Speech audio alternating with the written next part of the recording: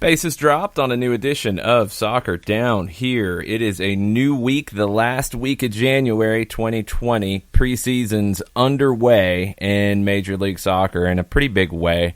Two big teams with, I don't want to say big wins, but good wins over the weekend. Atlanta United defeated the New York Red Bulls 2-1 in a friendly behind closed doors in Bradenton, Florida.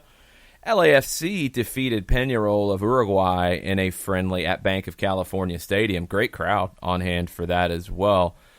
We have some audio from Frank de Boer, from Bob Bradley. We'll hear that here in just a bit.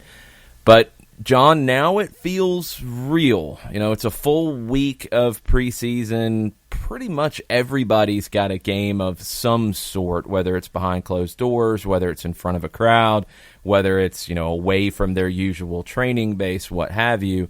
But this is where we start to get down to the nitty-gritty of preparing for the 2020 season.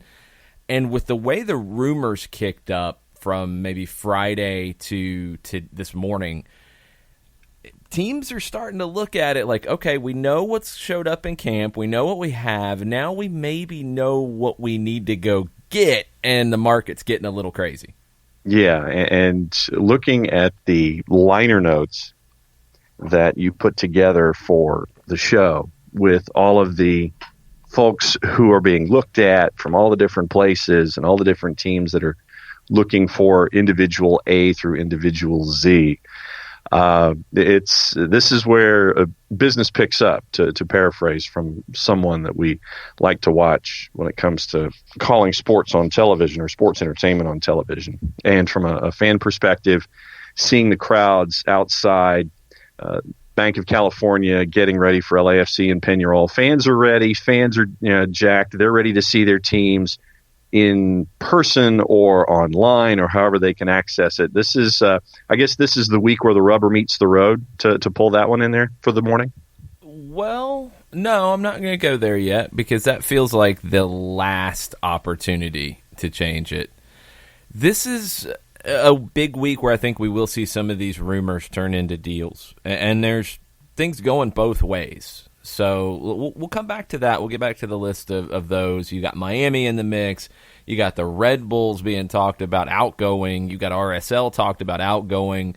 Portland might be bringing somebody in. Kansas City's linked to multiple players. Nashville is linked to a player. San Jose is linked to a pretty big potential addition. It's all over the place right now, and I'm sure there'll be more that pops up today. Let's get into the games that actually happened, and let's hear from Frank de Boer, Atlanta United's manager, after Atlanta defeated the Red Bulls 2-1 in a closed-door friendly on Friday. I think it was a nice scrimmage. It was quite intense. I think we're following a lot of yellow card, but I think the intensity was good from both sides, and so it was a real game, and I think we came out well. Of course, it's nice to win 2-1, but it's more the execution, how we did, and what we want to see from our players, and I think we did quite well, and so I'm satisfied with our first not official match, but like a pre-match before we start the real matches. So I'm quite satisfied. Our topic today was really about our defensive shape, how we're standing, where we're standing, and what we're gonna do at that moment. I think we did really well. We pressed high when we can't. We came together as a block when we couldn't. I think this was a very good step forward, hopefully, and we have to continue that and recognize that. And that was for me the most important thing. And of course, get the legs going, get the rhythm going, and so that was the most important thing. Couple important things out of that jumped out to me. The intensity. And that's not something you can always guarantee in a preseason match, especially one with no audience, with not really being in a stadium. Sometimes it's hard to get up for those. I think it was perfect scheduling to have the Red Bulls as the opponent here because, one, you got two teams that just really don't like each other very much. And two, the way the Red Bulls play. They're not going to deviate from that. So the intensity is baked into the match because of that. It's very important. And to have your first preseason match be this one, I think it helps set the tone for what Frank de Boer's wanting out of preseason. Yeah, and to have that early test, it's like, all right, we're gonna put this one right in front of you, and to get the response that Frank de Boer saw, I think it's a good first step, and you want to see where you can go from there. But line it up with the Red Bulls, knowing the history. All right, guys, here's what's in front of you. How do you respond? And good first marks from the first day of class. Yeah, the other thing that Frank said that I think is important, he talked about the defensive structure and the part about knowing when to press and knowing when to drop. That's going to be very, very important. And that's where you get, in my opinion, more tactically astute than a team like the Red Bulls. The Red Bulls are going to press, period. That's how they play. That's what they do. If they are good at it, they're going to have success. If they come up against a team that can break that press, they're going to struggle. They don't have the plan B. San Jose can be a little bit of that, but I think they have a little more nuance to it. What Atlanta wants to be able to do is, in situations where they can press, recognize it and do it, and where they can't, recognize it and drop and defend in the right way. That's what top teams do. That's what smart teams do. And that's what a manager like Frank de Boer, who said consistently since early last season, he wants his team to be able to make these decisions on the field, on the fly. Not have to wait to halftime, not have to force a sub to make an adjustment, but to be able to read these situations. And what he talked about in that sequence is very, very important. Because if Atlanta United is a team that can recognize, and whatever the triggers are, and every team who does this and plays this way has certain triggers. It could be they want to force the ball to a certain player on the back line for the opposition. And if that player is about to touch the ball or gets a touch, press, because they don't trust that player in possession. It could be a heavy touch. It could be if there's a long pass. Whatever your triggers are in how your pressing is set up, you have to recognize them, be locked in, and be mentally focused and sharp, and do what you work on in training. And that's where year 2 of this, and that's where an extended preseason, and that's where all these things come into play, because you get to work on that, and you're going to get to do it against a variety of opponents in a variety of situations. So I think that's really important. I think that's something people need to keep in mind. This is not going to be basic, we're a pressing team, we don't press, we sit back. That's not what Atlanta United and Frank de Boer are going for. And this goes back to things that Tony Annan has echoed out of the academy, Stephen Glass has echoed out of Atlanta United too. It's about controlling matches. And it's not defining how you do that. That's a very important thing, and that can be a complicated thing. Because it's easy to say, well, our identity is we're a pressing team. That's what all Red Bull teams do. They press, that's how they're going to play. You know what you're going to get. That's your identity.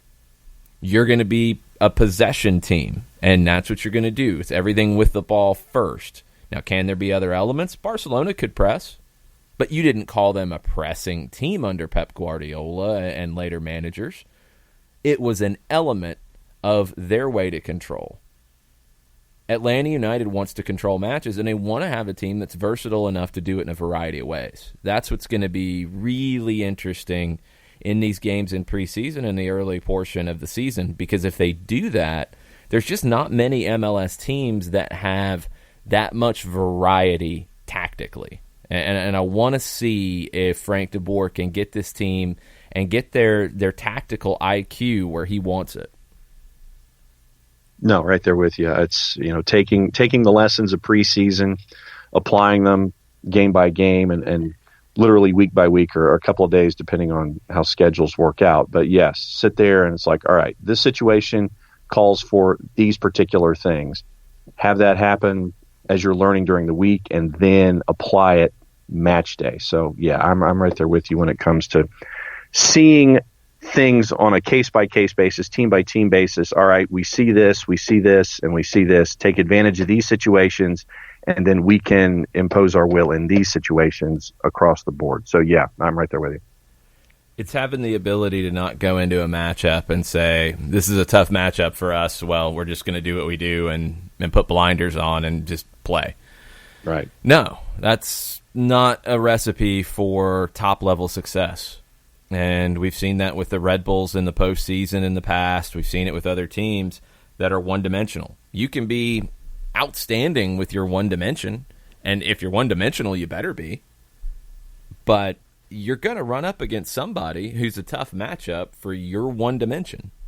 If you're a top-pressing team, you're going to run into a matchup where either a team is good enough to play through your press or has the different kind of style that makes it difficult for you to press. And you've got to have something else. If you don't, I don't think you're a top manager. I don't think you're a top team. You've got to be able to adjust. And that's something that De Boer's mentioned consistently, hinted on it here. I think it's really important to keep that in mind as you start to look at these games. Motagua is going to present a different challenge than Nashville, which is going to present a different challenge than Cincinnati. Club America is going to present a very different challenge if you get there, and you have to be able to adjust to all of them and maintain control. It's all about control. On the other side of the country, LAFC late on Friday night. Game was streamed, I think, on Peñarol's Instagram. I don't remember how they did this exactly. I've seen some highlights. LAFC's posted some highlights. Carlos Vela with an outstanding goal. Bob Bradley spoke afterwards about the match and about what he was looking for in it. Yeah, it was a good night. Obviously, Peñarol is a special club, and we have an excellent relationship. And to bring them here, we were just excited that they could come and that obviously they could play us in Banc of California. So on that end, I think it was really good. All sorts of things that we try to get out of a night like tonight. We're still early in preseason, so as I mentioned the other day, nobody played more than 45 minutes. But I thought the guys handled the game well. With trialists and then a couple players from Phoenix that came in and three that came in and helped us out tonight. It means we have to mix and match a little bit so that we can still have some leadership on the field in both halves. So I think that, that had a lot to do with how we arranged the teams in both halves. Yeah, I could go through all the things that still need to get better, but overall, I think we were pleased. And that last part's important here because it's preseason. Is it going to be perfect? No. And that's why the results ultimately don't matter here. You're looking for the things that go well. A lot of it is just fitness, just sharpness, just flashes. Can you give me, 10 minutes, 15 minutes, 20 minutes of good top play? And then can you push past that a little bit and build that fitness up? He had a 45-minute limit on guys. I don't know what it was exactly with Atlanta. They did 3 30-minute segments. Don't know if it was the same group in any of the segments or if maybe you saw a split at some point. I'd imagine it'd be roughly the same. You're not really trying to push these guys physically just yet. You're trying to build, and that's a big part of it. But LAFC, with that relationship with a club like Peñarol, where they've brought in players on multiple occasions from the club, and both teams, I think, will ultimately end up benefiting financially in a pretty good way from this. It's a big deal, and it's a big opportunity, and it was a very different kind of preseason opener for LAFC. Yeah, it was. But to your point, I go back to what Bradley said at the end of the soundbite. It was, I could go through everything, but it's literally the first steps in game state where you're trying to sit there and you've got a list of things that you want to work on, and you just sit there and you take your notes and go on to the next. It's like, all right, so what were my expectations going in? You probably had a list of like what you were talking about when it comes to fitness, and can you give me this? Can you give me this? Can you give me this? Looking at each player that was there and then applying it forward. So this is, you're taking notes and you're trying to lay everything out, and it's like, all right, what do we learn from here? You take your list, you go to the next one, and you try to pull the lessons forward. It's a start. It's a starting point, and both approaches are valid. I think, a behind closed doors match, you can get a lot out of that. A match in front of a crowd with an international club coming in, you can get a lot out of that. It's different because, for Peñarol, they're in a very different situation here. They're, one, trying to get better, but they're also not looking at this as a competitive match. Does that affect the level of competition you're getting? It can. I didn't see enough of the game to be able to tell you if that's the case here. With Atlanta and Red Bulls, you're going to get that intensity that you want. And it was something that De Boer was very happy with coming out of it. So different approaches, different outcomes. Hopefully both teams will get to the same point that they're trying to, which will be, MLS Cup. I mean, I think these are the two clubs that have MLS Cup, have the CONCACAF Champions League final, have the Supporter Shield, have the Open Cup final, have all the trophies in mind for 2020, and this is the first step for both. Columbus had a preseason match as well. They won 5-1 over USL League 2 Ventura County Fusion. Derek Etienne is on trial with Columbus.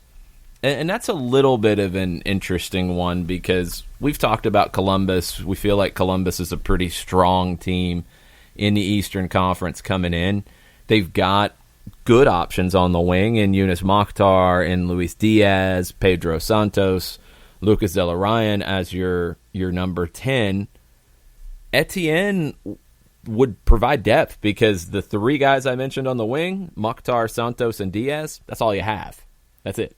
So it'd be nice to have a fourth. And Etienne, if he's comfortable taking on that kind of role where he's not going to start, but he's going to be an option off the bench, his speed late can unbalance teams. He could play up top too, I think, and be a different kind of option up top, maybe playing off of Jossie Zardes.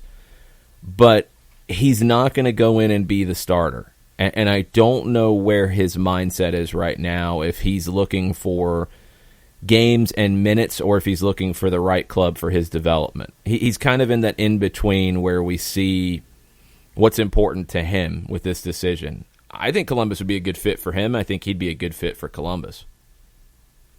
Yeah, no, when you mentioned that, I was a bit out of pocket this past weekend, but when you mentioned that, the eyebrow got a bit of a raise from me, and it would be an interesting addition, and it just comes down to the player and what the player's hunting for right now. So, hey, if he's added to that roster in Columbus, I think it's another quality piece for them as they would try to get north of the playoff bar and work their way possibly into a top 4 spot or something like that when it comes to what we're looking at in 2020. But interesting notion and the possibility of an interesting piece added in Ohio. I mean, let's be real about Etienne. I think for whatever reason, his name gets a reaction from people like, oh, yeah, he's a starter. He's only started 24 matches in his career. I mean, he only started 7 last year. He only played in 16. In 2018, his best season, he played in 30 matches, but he only started 9. So he's never gotten over that step of being a sub. He's never played more than 1,000 minutes in a season. So, I mean, he's a good piece, but this is kind of who he is. Would there be a club, and this is the discussion that you get into with players at this point. He's 23 years old. Would there be a club where he could go to and play more minutes? Yeah, I think there's a few. Don't know if he's had those conversations. Don't know if those offers have been made. But yeah, there's clubs where he could potentially be a starter. But would that be better for him in the long run? Right. And that's going to be what it comes down to for him. I think Columbus is a really good fit. And I think Columbus is a club that needs the depth, but also when you look long term, I don't know if Luis Diaz is there for 4 or 5 years. I could see Luis Diaz potentially getting some interest from other clubs if he has a big year. Mokhtar, we'll see what the terms of his deal were coming in. I don't know if he's a necessary everyday starter with this group. I think it's Santos and Diaz. Santos is probably there for a little while. Don't know the terms of his contract, how many years he's got on the books right now, but he's a designated player, and you've got a lot of commitment to him, but you get to a point where he gets a little bit older, and if Diaz goes, Etienne could look at it as I'm a reserve player for now. I'm going to get minutes, but if things fall for me, I could end up getting a lot of time here and prove myself to a manager like Caleb Porter, who's going to be there for a while. So we'll see how this works out. I know we've had a few tweets this morning about matches from the weekend, about things from the weekend. Let's go ahead and jump into it. We've had some player thoughts as well, and it's Chris Kilroy. Interesting question from Taylor Davenport related to Aaron Long's rejected transfer to West Ham. Okay, well, we haven't even gotten there yet, so hold on a second. Let's make sure everybody knows what's going on with that, because people could have missed it. All right.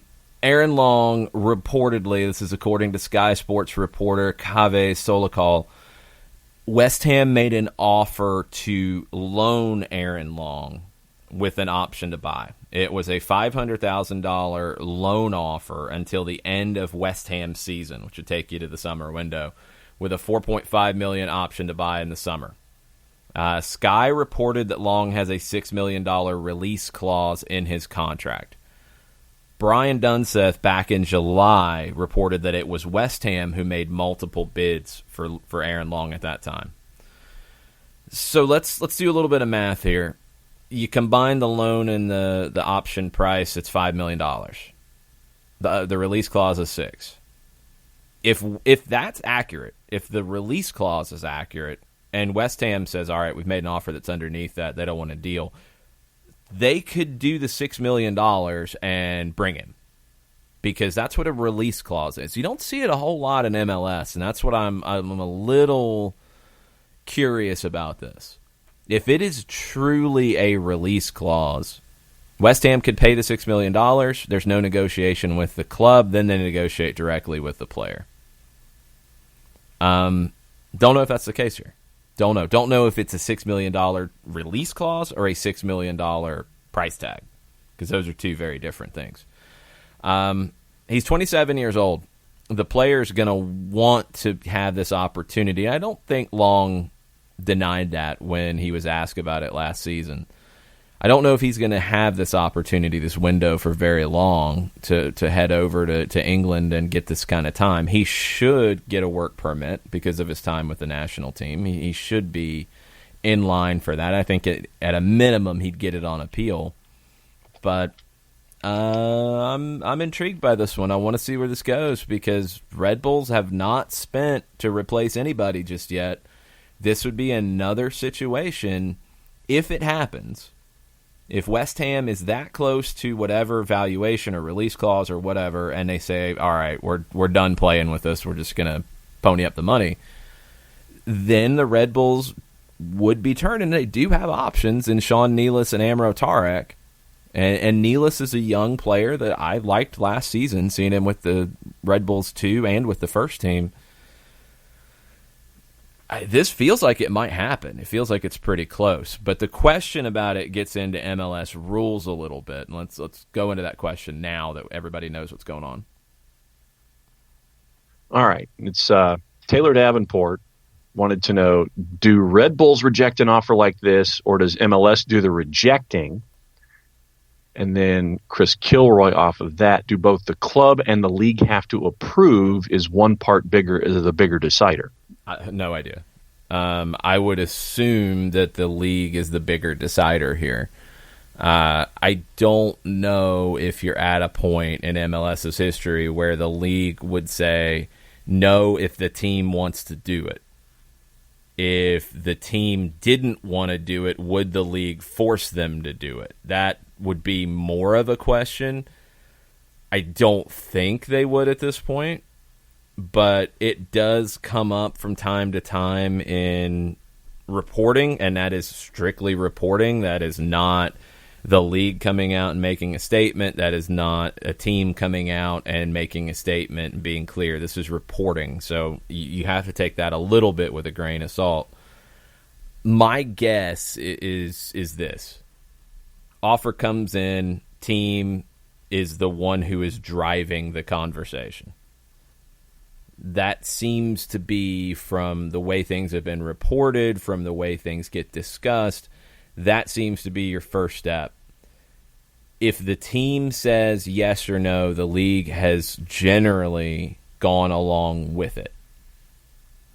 But the question is, in a case like this, would the league force the Red Bulls to take that kind of deal?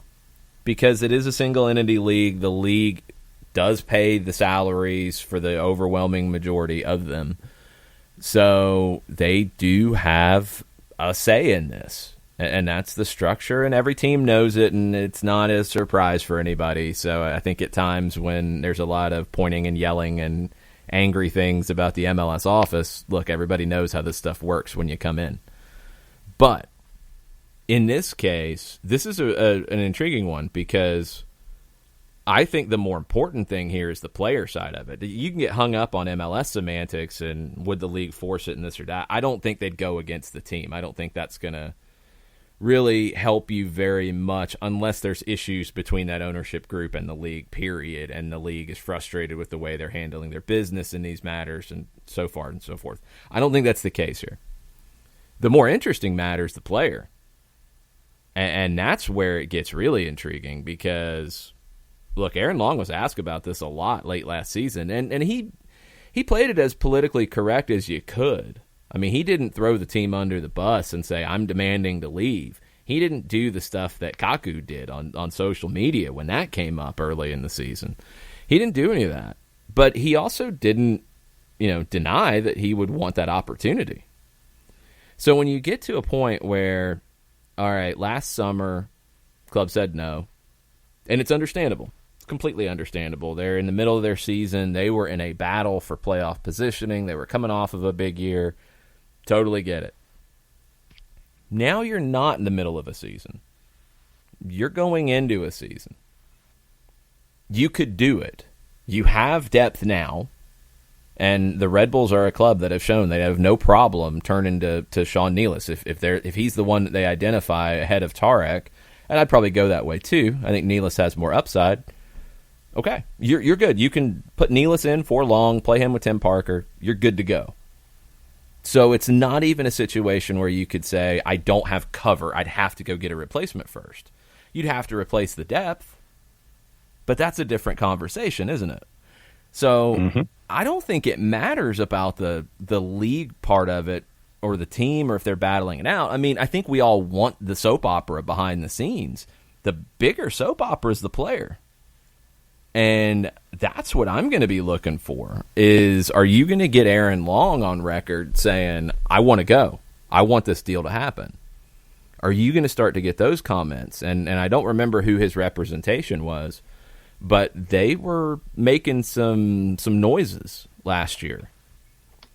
If that becomes the issue, then you're getting into a completely different conversation. And that, I think, is far more likely to become the issue. Also on the board this morning, and we'll probably get into this. Let's go back to that 1 second, because if I'm the club in this case, yeah, I would be arguing for a sale outright. Yeah, because I don't want to deal with and this is where it's hard in a cap league. Let's say West Ham does that loan. Let's say everybody agrees. He goes over for 6 months. He doesn't play well. And West Ham says, well, we're not gonna do the purchase. And the Red Bulls have had to do one of two things, and this is where this is a hard situation on their end. You have to either roll with Sean Nealis, and what if he struggles? Then you're rolling with Amro Tarek. He's a reserve. You're hurting your team in the first 6 months, and you don't know what the next 6 are going to be. Or if they decide to do it, and the idea is that he's going to go and the sale's going to happen, it doesn't, and you've already went out and replaced the player. You go out and spend money on a center back. Now, in the Red Bulls case, that's not likely. But that's why a move like this is difficult for an MLS team in a cap league. If you're not in a cap league, you're going to go get somebody to replace it. If the player comes back, okay, fine. You might move the other guy. You might move that guy somewhere else. You can move things around. Cool. You're in the market. But in a cap league, you might bring somebody in, and then Long ends up back, coming to you, and you might not be able to make the pieces fit. And then you got to make a deal that you're not coming from a position of leverage. That's where it gets really tricky. If I was the club here, I would want something permanent one way or another. If West Ham needs to do the loan first, then a purchase because of a financial fair play or whatever, cool. Okay, if it's an obligation to buy, cool, that's fine.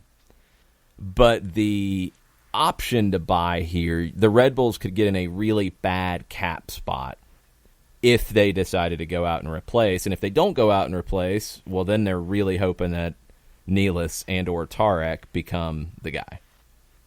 So it's a tricky spot. I would want something permanent if I'm the club. I think it'd define everything for you, rather than a loan with an option to buy in this case. But I think the bigger part's going to be what the player and his representation have to say about it and what kind of pressure they put on it. Going back to August, article from Dylan Butler, and Aaron Long was asked about his agent, who at the time was Sean Higgins from Pro Football Consultants, representing Long. It'd be the same person. Yeah. I'd be surprised if he's changed representation at this point.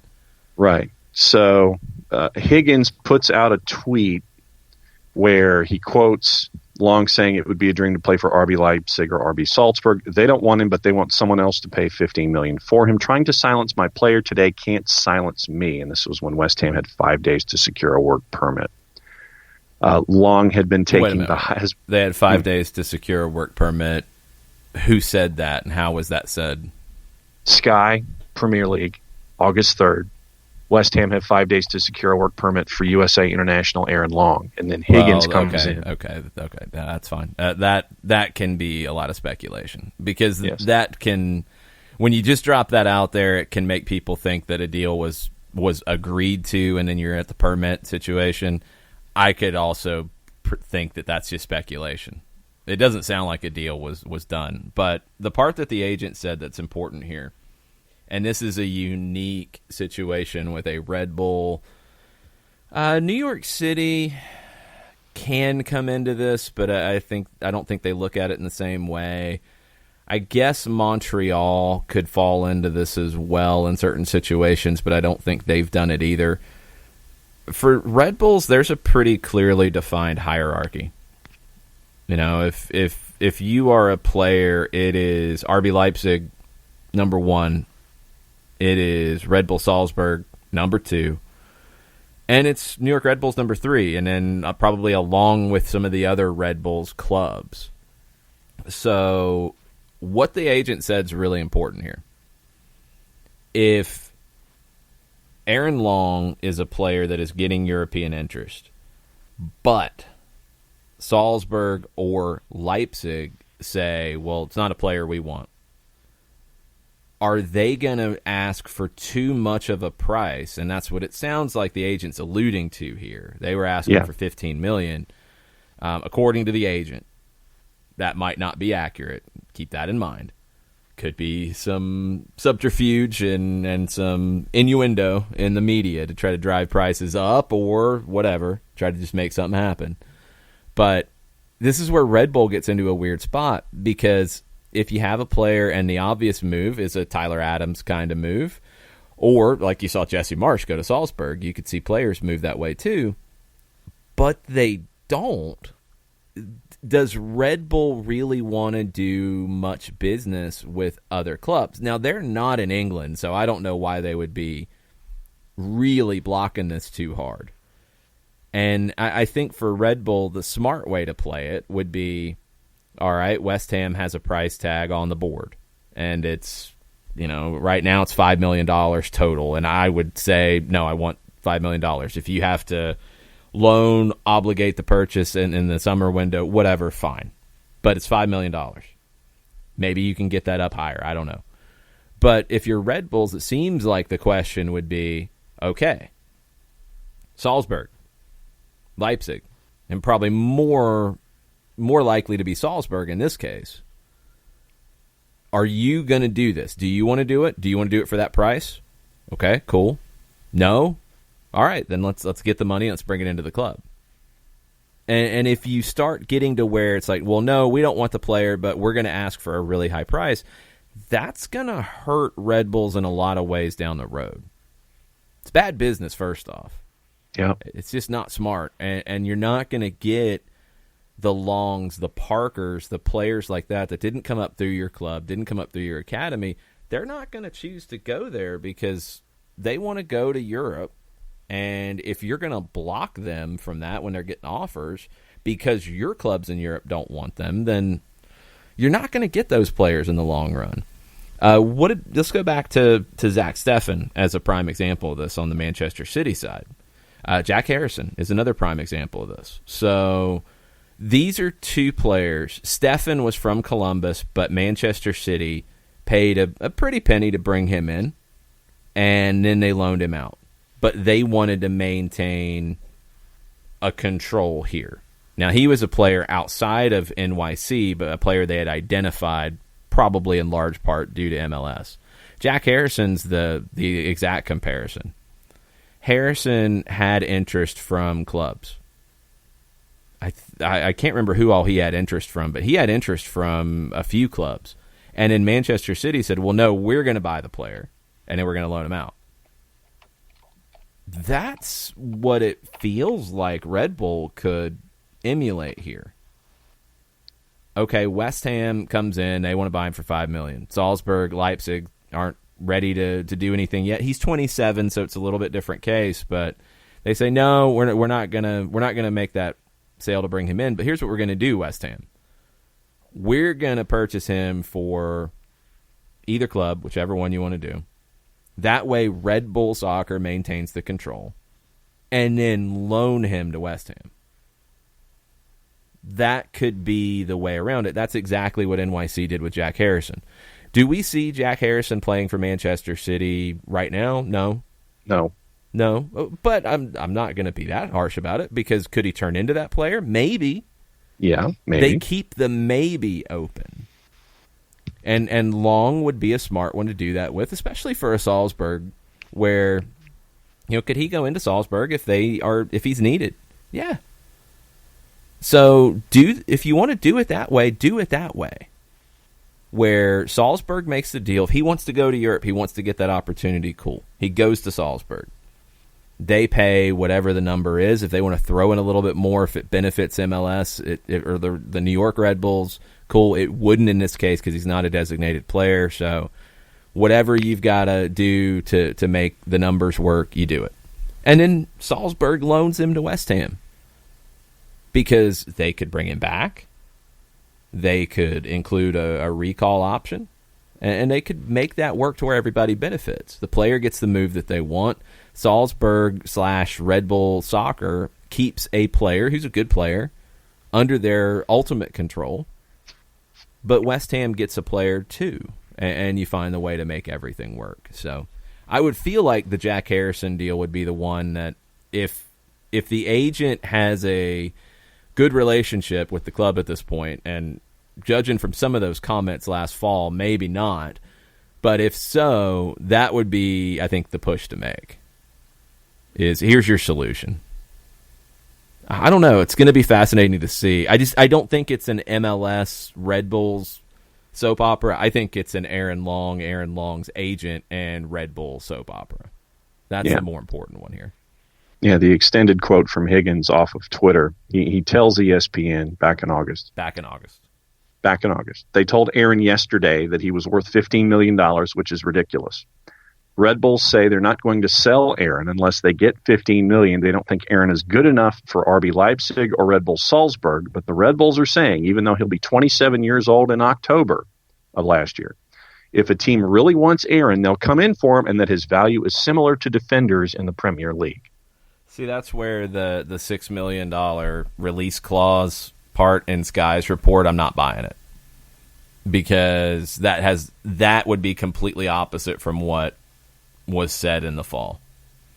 You know, if they're valuing him at $15 million, but he has a $6 million release clause, then it doesn't matter if they're valuing him at $15 million. You just pay $6 million. That's why either somebody's wrong or something has changed or somebody's confused. All of the possibilities are there. I think it's maybe a case where Red Bulls have realized, all right, we need to do a deal. Player's not going to be happy in the long term, but we want more than your $5 million or your $500,000 plus 4.5 option. We want a deal, and $6 million is the price we want. Maybe they've come down on their $15 million. It sounds like, if you start to take everything in totality here, it sounds like a move could happen. And it sounds like the Red Bulls have realized that they're probably going to need to make the move. Because if you don't, you get a lot of knock-on effects. And if you want an example, go back to some of the things Julian Gressel said to the Washington Post about he didn't feel like he could stay in Atlanta and play without a new deal. He didn't feel like he could do it. Okay, so if the Red Bulls don't do a deal here, which I think $5 million is fair. I would absolutely hold out to make the deal a permanent one, not do the loan with an option. But if you get $5 million, 5.5, 6, whatever, if you get that kind of offer for a permanent deal, it's a fair deal. And if you don't do it, is Aaron Long going to be comfortable staying with Red Bulls and playing at 100%? Mm-hmm. Don't know if that's the case. So you get to a point where it's better to do the deal. If you can't find, and in this case, it's not about signing a new contract, it's about the player wanting to go. He's not going to be happy, and he's going to hurt you to have him there. Would you rather have 100% Sean Nealis, or would you rather have a 75% committed Aaron Long? Probably rather have the 100% Nealis. So that's going to factor into this too. Keep an eye on it, especially this week, because the window in England closes on the 31st, correct? Closes on Friday? Mm-hmm. Yep. So midnight. This is going to kick up a lot this week, I would expect. Quoting Long at the time of all these discussions, it's a dream to go play in that league, but again, I have no power in making that move. It's between two clubs and my agent, so I'm not going to set my hopes on that or anything. I'm just going to play soccer, and whatever happens, happens, but I'm just focused on the next game, end quote. It's the right thing to say at the time, but now it's a few months later, and yep. We'll see how this goes. I'll be curious to see if any comments come out of Long or his agent today, because you're going to have to start putting the pressure on pretty hard if you want to get this deal done. Sean with a U _ Higgins _ Twitter account for his agent. Okay. For those who wish to follow. I mean, we'll see how vocal he is on Twitter. That would be an aggressive approach. Yep. He might do it in some different ways. All right, so let's see. Probably something that we're going to get into just as much, if not more, on Soccer Over There is the passing of Kobe Bryant. And Ricky Ricardo came in this morning. He said, just reading articles about Kobe and his love for the game of soccer and his pleasure seeing MLS beginning to thrive. And I'm so honored to have not only have watched his career, but the countless athletes across all sports that he inspired to be the best, including myself. Condolences to all the victims in the helicopter crash and their loved ones. # Mamba Mentality Monday. Yeah, it's 9 people in the helicopter, and I don't think I was born. If I was born, I don't remember it because I wasn't even a year old. when Thurman Munson died in a crash. There's not another athlete that I can think of to compare this to. There's no comparable situation to it. I mean, it's an absolute shocking thing to hear about, and the reactions yesterday were incredibly raw. Amazing performance last night from Trae Young, because it's not just Trae Young's a player who idolized Kobe. I mean, Trae had started to build up a little bit of relationship with the family, and Kobe's daughter, who passed away in the crash, Trae was her favorite player. And Kobe went to 3 NBA games this year. 2 of them were Hawks games. So Gigi could see Trae Young play, and they started to chat, and it's, that's incredibly hard for a young player like Trae Young. The number 8 jersey was a very cool, way to honor him, but I think for a player like Trae, with the hunger that he has, it was more about the performance he put on last night, and he was incredible. So, it's just it's a situation with no comparable thing to it. I mean, there was a lot of people saying the NBA shouldn't have played last night. Honestly, just knowing the competitive fire that Kobe Bryant had, that's not what he would have wanted. There were, I think Kyrie Irving did not play last night. There were guys who were absolutely affected by it. But I think playing ultimately was probably the hard decision to do, but the right decision. I don't think there is a perfect decision with any of it. That's what's hard about stuff like this. From a soccer perspective, I mean, Kobe Bryant, was a supporter of the U.S. women's national team from very early on, always shouting them out, going to games, taking his daughters to games. The women's national team put out a tweet about this yesterday. And then beyond that, I mean, Kobe was just a soccer fan. He grew up in Italy. He's a huge Milan fan. He was a big Barcelona fan. He interacted with a lot of the top players in the world. I mean, Neymar's, moment yesterday was powerful after scoring a penalty, flashing a 2-4 at the camera. And you could tell he was affected by it. Kobe Bryant was an athlete who transcended a sport, and there's just not many of those, period. You saw tennis players wearing Kobe jerseys yesterday. You had the basketball reaction. Obviously, you had the soccer reaction. You had reaction at the Pro Bowl.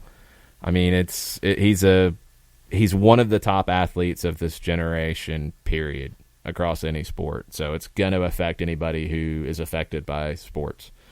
And Tuesday night, when the Lakers are back at Staples Center and they play the Clippers, that's going to be one of the most emotional moments in American sports. Yep. It's going to be a pretty powerful night, tough night. I mean, it's going to be a roller coaster of emotions, and it's going to be something that I'll definitely be keeping an eye on. Shout out to last night. I mean, I didn't watch a lot of the NBA games from all over, but I listened to the pregame and the first half of the Hawks game on radio, and I mean, just how hard it is to do what Mike and Steve Holman did last night, and handle it and tell that story and capture it. It was really impressive to hear, and I know how hard something like that could be, because if you love the game, you have to respect a player like that. If you just love sports, you have to respect a player like that. So I mean, this is a guy. Like, I was never a giant Kobe fan. I was never a giant Lakers fan, but I watched his last game, and his last game retiring, he put up 60 points. Mm-hmm. That's insane. That doesn't happen. And he did that because probably somebody told him he couldn't do it.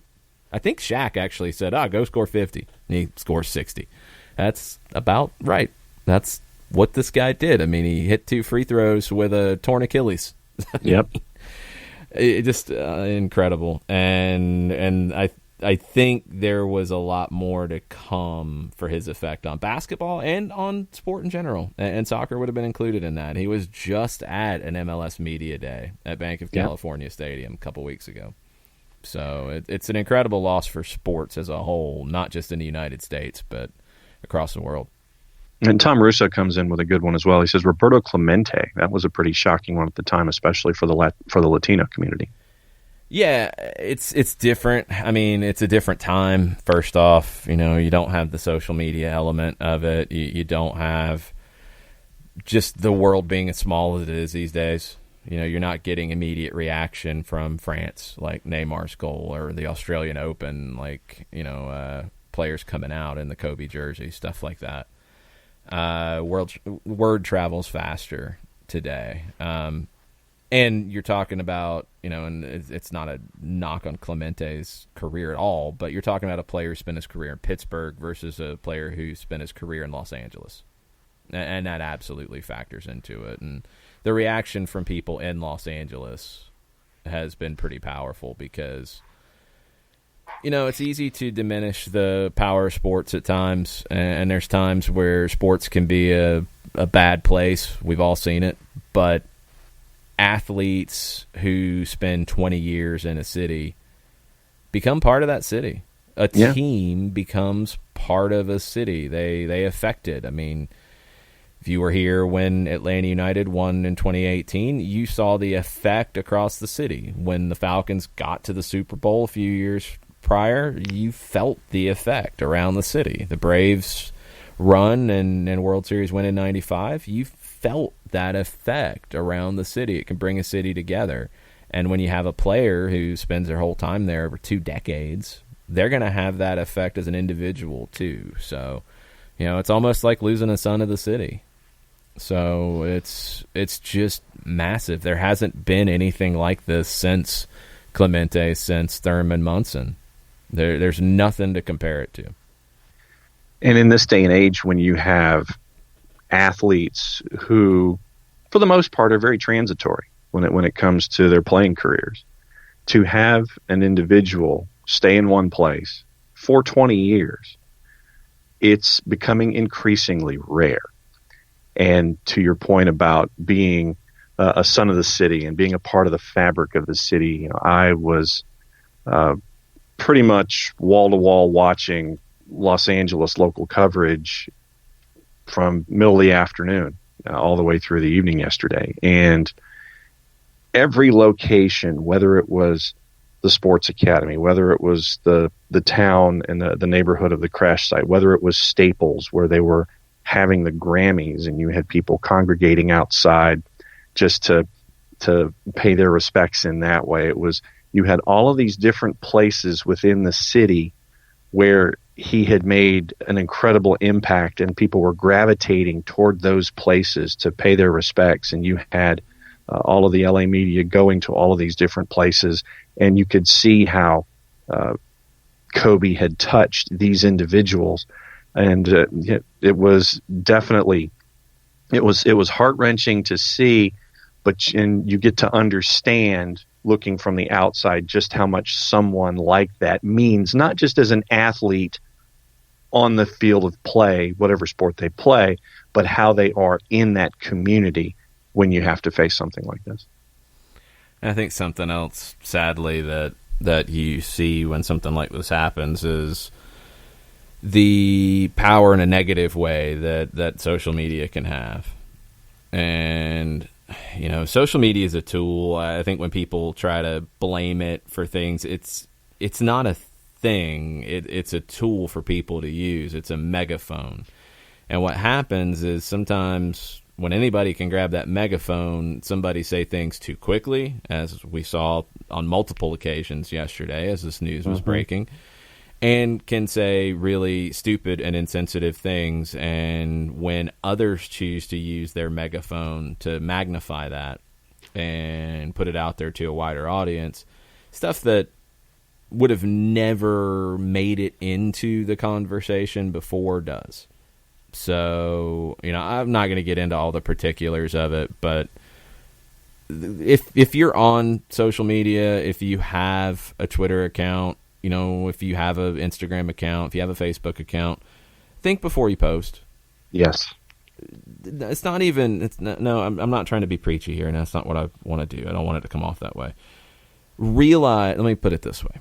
Realize the power that you have. Because, one, you have followers who want to hear what you've got to say, because that's why they're following you. And you have an obligation to them to make sure that what you're sharing is quality, first off, to keep people following you, but also to make sure it doesn't spread unnecessarily. Things don't spread unnecessarily. Don't just retweet everything. Don't just share everything. Don't just blast everything out you see. Think about it. If you're not sure, don't share it. If you're wondering if it's accurate or if it's not confirmed by a top source, and we've talked about this from a transfer situation, this is even more important. Just make sure you know what you're sharing, because your megaphone is literally your megaphone. And when you put your name behind it, whether by retweeting it or sharing it, you're telling people to believe in it. So just make sure that you use your megaphone, your bullhorn appropriately, because that's what it is. Like, social media is not this horrible thing. It's how people use it, and it's how things get amplified. It's a tool, and it can be a very powerful one and a very important one, but it can also be a negative when people use it irresponsibly. So, social media is just a part of media, and you have to be responsible with what you put out there into the world with this stuff. So we're going to take a quick break. We're going to come back and reset for hour number 2. If you guys have things you want to get into, it's an Overreaction Monday. So whatever you want to get into, we'll do it in the second hour. Lots of rumors to talk about, lots of things as MLS ramps up. First full big week of preseason matches starting tomorrow with a number of games around the league. So hang out. We'll be right back after this.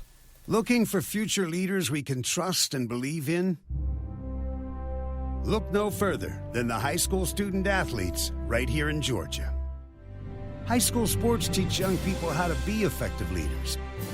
It begins by making their grades and being on time for practice. It includes learning to listen, following directions, accepting responsibility, being a good role model. And it's about respect for officials, opponents, the rules, and each other. The result?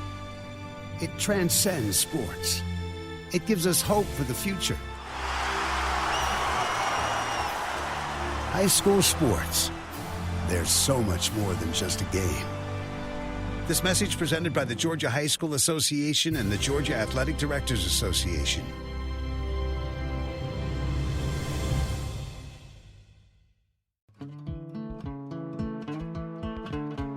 Today's show is presented by Appolinsky & Associates, personal injury lawyers with over 30 years of experience, supporters of Atlanta United, Faction, and Inter-Atlanta Youth Football Club. If you've been hurt in a wreck, contact Steve today at steve@aa-legal.com or call in 24/7 at 404-377-9191. The initial consultation is free. We know that every driver is different, and a one-size policy does not fit all. That's why Country Financial offers a variety of discounts, so you get the coverage you need and the savings you deserve. From good driver to good student, multi-policy to multi-car, we've got a discount to suit every driver. Call Jason Wright at 678-568-6871 today to see what you could save. On Facebook at Jason Wright Agency or by phone at 678-568-6871. Discounts vary by state. Policies issued by Country Mutual Insurance Company, Country Preferred Insurance Company, or Country Casualty Insurance Company, Bloomington, Illinois.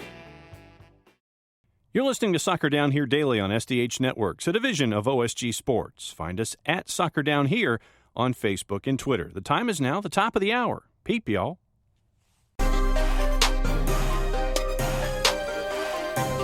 Welcome back. Hour number 2, Soccer Down here, January 27th. Big week for MLS as games start to take place on a more regular basis. Maybe that's why some of the rumors are hitting so hard right now when you look around the league. Let's look at the schedule this week to keep in mind what's coming up. On the Atlanta United front, Wednesday, Atlanta plays Philadelphia at the IMG Academy. Media can be on hand. Spectators can't. So I believe Doug Robertson will be on hand. Could be other media. So expect maybe more updates out of this one. Maybe more of an understanding of the shape, for example, because I've seen a lot of debate about that. I think MLS Soccer termed it as a 4-2-3-1. Although some of the pictures that you see and the names, you could put it into a 3-5-2 or a 3-4-3 very easily. Talked about this all preseason. Atlanta United's list of 11 players who are going to be on the field doesn't necessarily tell you what the shape's going to be. And the shape could change throughout the match because of that. So maybe Wednesday we get a little bit more of an update in that way from media on hand. Saturday, Atlanta will play Elfsborg of Sweden at the IMG Academy. Same thing, no spectators, but media on hand.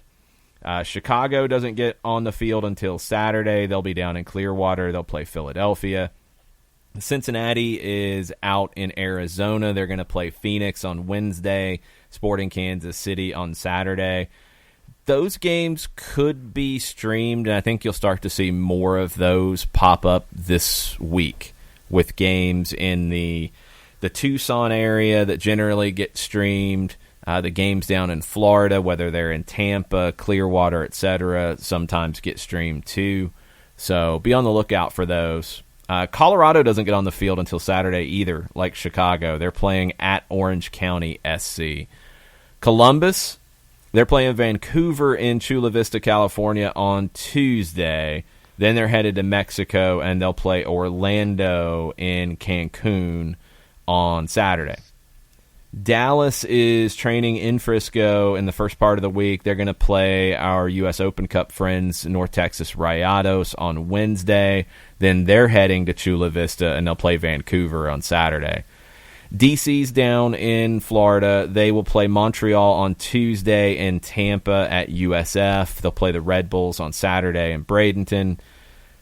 Houston and the Galaxy don't have anything on the books this week for games. LAFC will play New York City on Friday. I think that's at Bank of California as well. Miami, no games yet either. They will be heading to Bradenton on Saturday. They'll be training in Port St. Lucie.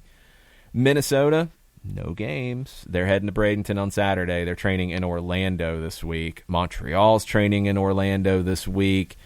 Nashville is training in Bradenton this week. They're going to play Elfsborg, the Swedish club that Atlanta's playing. They're playing them on Thursday. New England, they're training in Foxborough. No games. New York City is training out in California. They're playing LAFC on Friday. Red Bulls are training this week. No games on the books. They're heading back to Jersey on Saturday. Orlando, they kind of get it lucky. They could stay in Central Florida and train. They played Stetson University on the weekend and won 3-0. But they're going to Cancun, and they're going to play Columbus on Saturday. Philadelphia, in addition to the match with Atlanta, they'll play Chicago in Clearwater on Saturday. Portland is down in Costa Rica. They're training in San Rafael, Costa Rica. They're going to play Saprissa on Saturday. It's just listed at Saprissa, according to Soccer America. That's a different kind of challenge in preseason for the Timbers. Real Salt Lake is training in Phoenix.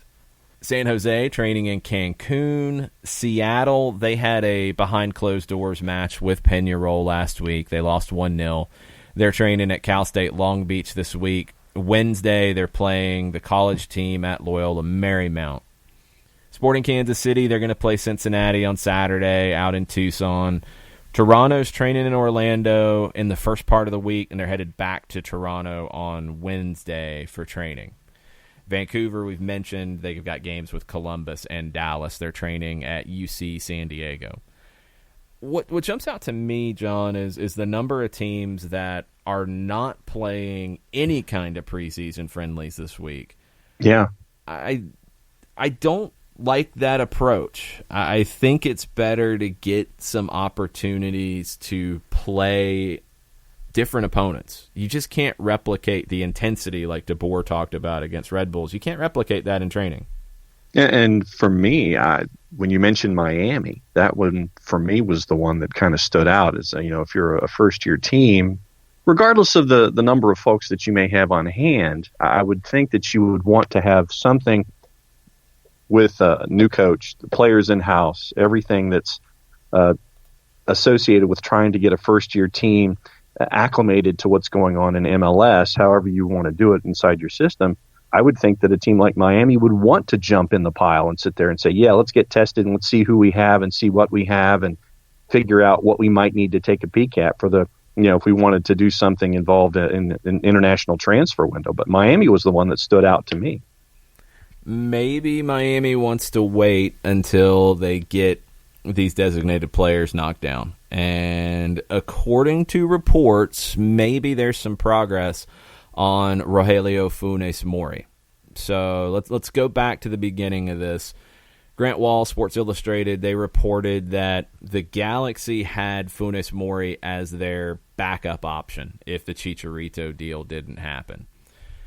Well, it did, but once you get into that situation where you're kind of an option for one club and maybe there's thought that you might leave a club like Monterrey, well, others start checking out the price tags. And according to Univision commentator Ivan Cassanu, he's saying that this could continue and Miami could be the team.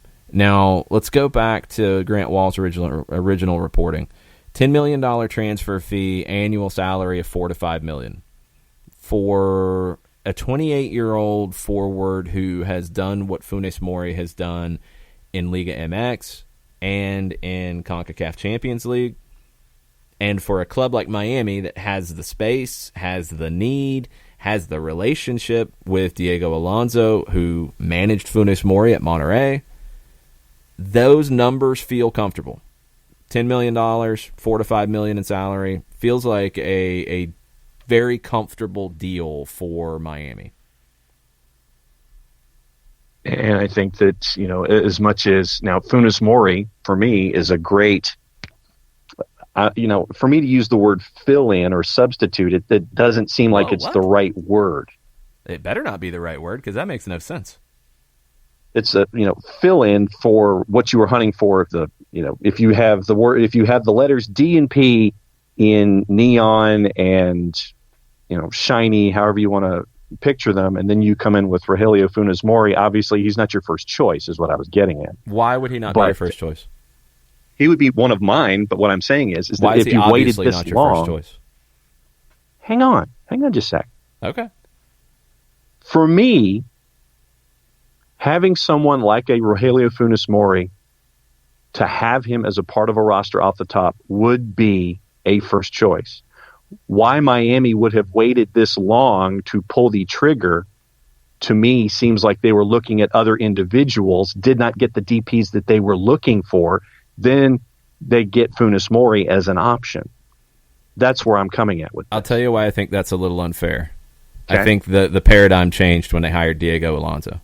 And it's not about the other DPs. This is not a bad signing at all. I completely disagree with this being not a big enough signing. I don't think that's true because Monterrey's a big club. He's a big name. He's known. He's got a track record. He's got respect. But whatever options were on the table, whatever options were chased before, that conversation changed when Diego Alonso was hired, because then you're bringing in options from Alonso's past. Then a guy like Funes Mori might become more important than he would have been before. I think pre-Alonso chases, there's been a ton of reporting out there. There hasn't been anything on the record from Miami folks about specific names. I mean, Luis Suarez was kicked around at one point as a possibility. It wouldn't happen till the summer. If if that's the option, is to wait till the summer to get a bigger name or to get Funes Mori now, no contest. Yeah. No contest. I don't think you can base, and this is where Miami's kind of worked themselves into a tough spot. I don't think you can base reporting about names and actual offers being made by Miami's front office. Now, Miami hasn't shied away from saying we're going to go big and we're going to do it in a big way, and they haven't shied away from that. That's probably smart. I mean, I don't think you really benefit yourself to do it, but the speculation runs a little wild at times. And it becomes then the conversation of, well, are you just chasing superstars or are you chasing quality players? And alongside not pushing back on going big, Miami has been really clear in wanting to win now. They have been very clear and very specific, and they're not coming in just to have a nice season. They're not coming in to just be okay. They're coming in to win, period. And Funes Mori would be part of that. He would absolutely fill that request of putting together a team that would help you win now. Would love to see him in MLS and see the kind of impact that he has. But there's no negativity about it. And that's where I don't think it's fair to, because of perception and not factoring in that the man's former manager is now in charge in Miami. Yeah. I mean, that changes it. You can say whatever about whatever was being reported before, but Fantasyland and Diego Alonso in an Inter Miami shirt saying, yes, you have an option to bring in this player, bring him in. I've worked with him. He will be perfect. That's a different conversation. Yes, and I see where you're coming from in that, where it's like you don't have a coach, you have all these names that are put out there, and then when the coach comes in, the coach has his set of ideas. I see where you're coming from. Even still, I think to put any kind of a negative term to bringing in a player like Rogelio Funes Mori is completely and utterly unfair, because this is a guy who has succeeded in the league that borders yours. This is the guy that has succeeded in a competition that you're trying to win. It's not just a nice player from Europe. It's not even just a nice player from South America. He's coming in from the most watched league in your country. He's coming in from one of the most watched teams in that league. So if this deal gets done, it's not a temporary thing at all, I don't think. I think it's a massive move. And I think the Alonso connection makes it even bigger. It's not a fill-in in any way. No. It's not a plan B. No. But like I said, I see where you're coming from with the reset of the ideas and the notions once Alonso came in and was announced as your coach. I see where you're coming from. We don't even know if it's a reset. And that's what I'm trying to make clear here. We don't know if it's a reset. Because people in Spain have run wild with Luis Suarez talk. Doesn't mean that Miami actually made offers and Miami actually said, well, we don't want to go sign a Rogelio Funes Mori. We want Luis Suarez, and we'll wait till the summer. We don't know that. Just because people have run with a rumor doesn't mean it's true. So the thing that Miami has said consistently is they want to win now. I think Funes Mori probably gives you a better ability to do that right now. So I think from what Miami's actually said, I don't think anything's changed. I don't think it's a fallback. I don't think any of that is accurate. Miami's a tough one, and we knew it would be, and we knew that there was going to be this push-pull between big names, big stars, to get people excited, to get people buying tickets, with putting together a team that's going to win, because we knew they wanted to win. They've been upfront about that the whole way. The other part has been speculation. I do think they need superstars. I think Miami is just a market that needs the pizzazz. Mm-hmm. But would you do that at the sacrifice of signing players that are going to help you win? I think Miami's made it clear that they won't do that. So can they be successful if they just put a good product on the field? Yeah, I think so. Can they be transcendent? No. I think in Miami you need a superstar to rally around. Funes Mori could be pretty close to that. I don't think he's that. I think they want to go bigger ultimately. But if you go get a player like Funes Mori, you've still got another designated player slot. Yeah. You've still got the ability to have the best of both worlds. So, and even still, I think where this league is now, you don't need to force anything. You're not, if you do things correctly, and Miami's starting from scratch, so they're not in a bad spot where they have to go get desperate on a signing right now. But if you're managing your roster effectively, you should be able to maintain leverage. And this is a prime opportunity for that. So you've got a spot, you've got the money to spend on this. He would help you. He would score double-digit goals in this league. He has the relationship with your manager. Everything is really good to make this move happen. You still have another designated player slot. If the right big name becomes available and you can do it, you go do it. And maybe this allows you to say, well, the idea was we wanted to have both designated players in, but there's an opportunity to wait till the summer. We're going to take that. We have a strong squad now. Whatever. You can spend that. I think they can make that work. But they can do both because they've kept that leverage. If they had already used a designated player slot on a center back, for example, and you only had one left, then this is a different conversation. I still think they should do it. I still think they would do it because I think it would make them better. And ultimately, Miami needs both.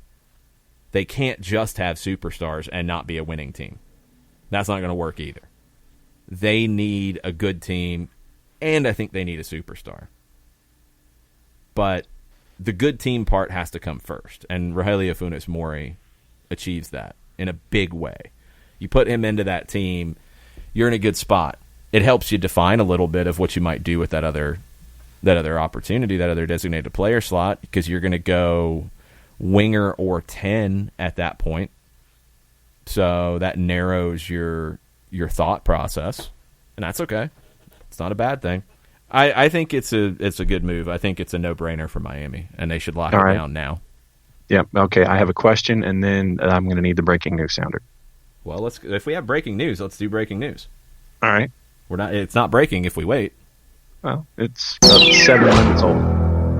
Okay. CONCACAF and Fox Sports have penned an exclusive 3-year English language rights agreement, which begins this week with live coverage of the CONCACAF Women's Olympic qualifiers. The tournament, which kicks off tomorrow, includes FIFA Women's World Cup champions USA. They talk about that. Continuing road to 2020, Fox Sports will also broadcast live the CONCACAF Men's Olympic qualifiers taking place in Guadalajara, Mexico in March. The new multi-tournament agreement will see English language coverage of the Gold Cup remain exclusively on Fox Sports for the next 2 competitions, 2021 and 2023. And there you go. Multi-tournament deal includes qualifiers in 2020, Gold Cups, 2021 and 22 editions of the Scotiabank CONCACAF Champions League. That's what I was waiting for. I was like, well, yes, and there's another tournament. Yeah. And it's in the headline, but they don't do anything in the body of the release. Ay, Dios mío. That's the one I was waiting on. I mean, yes, I want to see the Olympic qualifiers, and it was crazy that this wasn't done until now, but it is CONCACAF. But the Champions League was the one that I think a lot of people in Atlanta are waiting on, and that is a big bit of news. That is a big investment, first off, for Fox to do this. We'll see how they do these broadcasts. I mean, there is a world feed that goes out. There are ways to do it. But for people who've asked, and we get this question all the time about English language commentary for CONCACAF Champions League, done. There's your answer. Good on Fox for going out and getting this product, because it's going to help grow it if people can get into it a little bit more. So last year was a bit of a fallback in going to Yahoo and having it available. It was at least available. This is so much better. So good stuff. Good to hear. It all kicks off with the U.S. women tomorrow. We'll get into that here in just a bit about what this roster looks like and what the challenge is. But CONCACAF Champions League being part of that, I hoped that it would be, but the reporting from the weekend was just about the Olympic qualifiers. So you didn't know if it was going to be a multi-tournament deal or if it was just going to be, all right, let's just get the Olympic qualifiers together. So good news, good update, good stuff. Yes. So my question before the breaking news was, if Funes Mori signs in Miami, is he a top 5 scorer in this league? Yeah, I think so. I mean, talking about it today, and you're looking at it on paper, yes. I think he's a top 5 forward in this league. Now, forwards need support to score goals, and that's a question with a team that we've never seen play. So, would I put money on it? Probably not, because I want to see Miami first. I want to see who's going to feed him. But in terms of being one of the 5 best forwards in the league, yeah, I think he's that, if he signs. I don't think that's a crazy take. Where are the CBA negotiations as they currently stand? You'd have to ask the Players Association and the league, and neither one is really given a whole lot of detail. Everything's been positive that has been said. There hasn't been any real nasty things that have come out from the PA or the league about this. It's generally been that there's been conversation, and it doesn't feel as negative as it has in the past, and all that's great. By most accounts, and again, it's reporting, it's not coming out from official sources, the current CBA expires at the 31st on Friday. Now, can you continue to operate under the terms of the old CBA? Yep, we've seen that happen many times in these situations. Can you say that we're going to continue to negotiate in good faith because we're making progress and keep going with where we're at? Yep, you could do that. Or you could go to strike. I don't think any of the conversation at this point would lead you, or there could be a lockout, because it could go either way. I don't think anything that has come out from the Players Association or anybody associated with the league that has talked about it would take you to options 3 and 4, strike or lockout. I don't see that right now. I think it's probably likely that if it doesn't get done by Friday, you're at least far enough along to where you continue working towards that. Just operate under a continuance, yeah. Yeah, I mean, I don't think you're going to see like preseason games scheduled for Saturday be at threat. I don't think any of that. Your deadline would then start to become the CONCACAF Champions League, because then you're getting into official matches. Now, even then, I mean, you could work with some wiggle room on it if you're both sides and you're close to getting a deal done, which, again, by all accounts, it's positive. So I don't think you're going to have anything bad happen with it. I'm not expecting that. Could you, as you get later towards Friday, if you don't have a deal signed and an announcement made, could things start to get a little bit of posturing back and forth? Yeah, because that's how these things go. It's how people negotiate these days, sadly. It's a lot of times it's public. A lot of times you use those megaphones and you use those bullhorns to make your point, instead of sitting down in the room and actually getting it done. And a lot of times you wait till the last minute to get it done. Everybody's guilty of this. MLS is no exception. So I hope that all the positive commentary up to this point is accurate. I hope it continues. I hope a deal's announced on Thursday or Friday morning, and we don't worry about it anymore. Nick Lamphere with a couple of questions that are related this morning. He says, not an overreaction, just a question, and it's actually 2. The European window closes on Friday. Do we have any more players coming in before that window closes? And he also wants to know. It closes for players going into European leagues. That's a very important distinction. Atlanta United could still bring players in from Europe.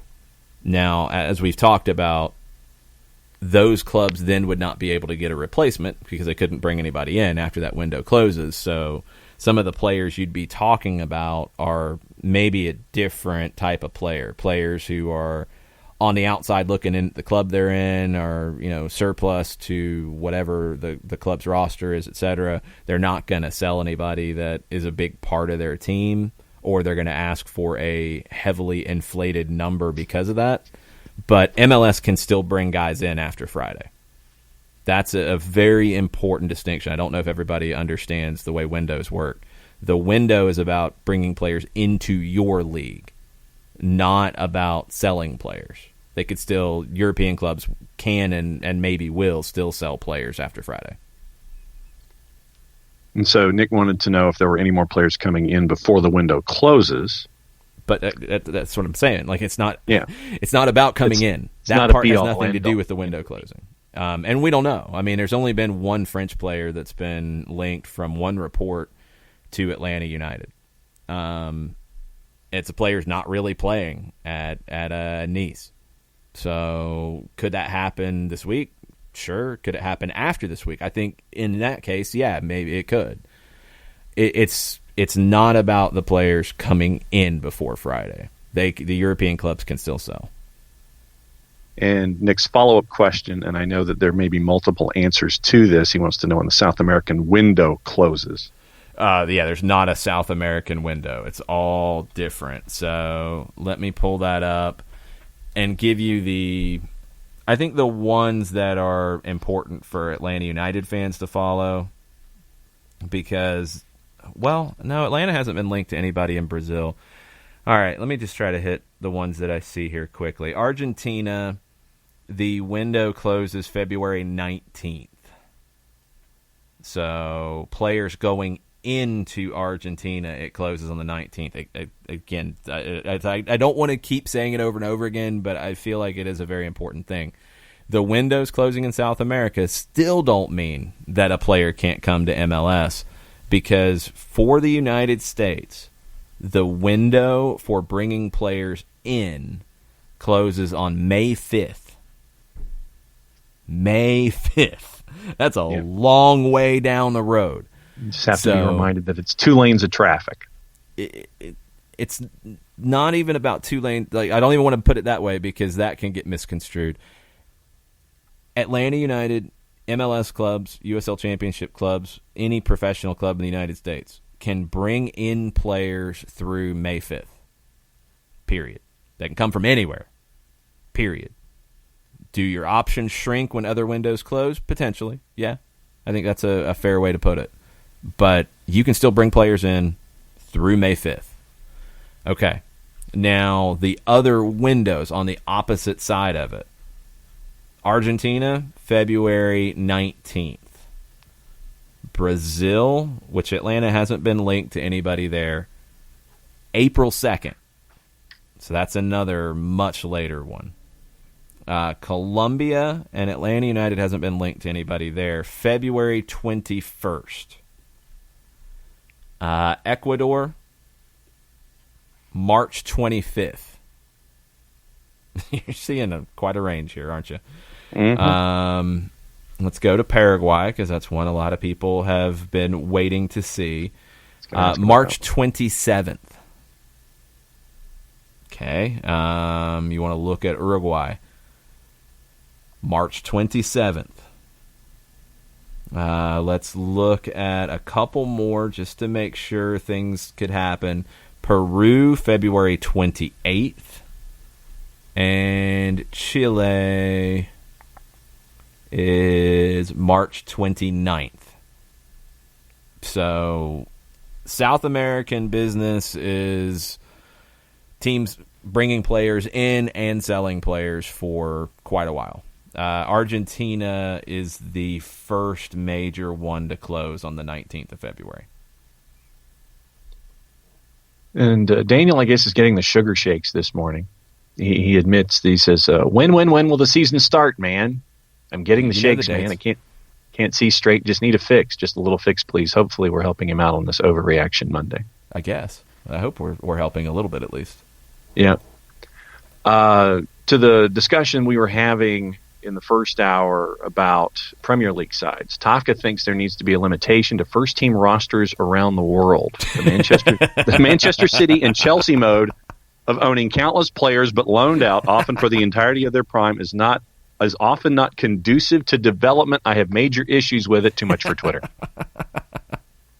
I'm laughing because you're trying to make something consistent around the world of soccer. I mean, did you just hear the transfer windows?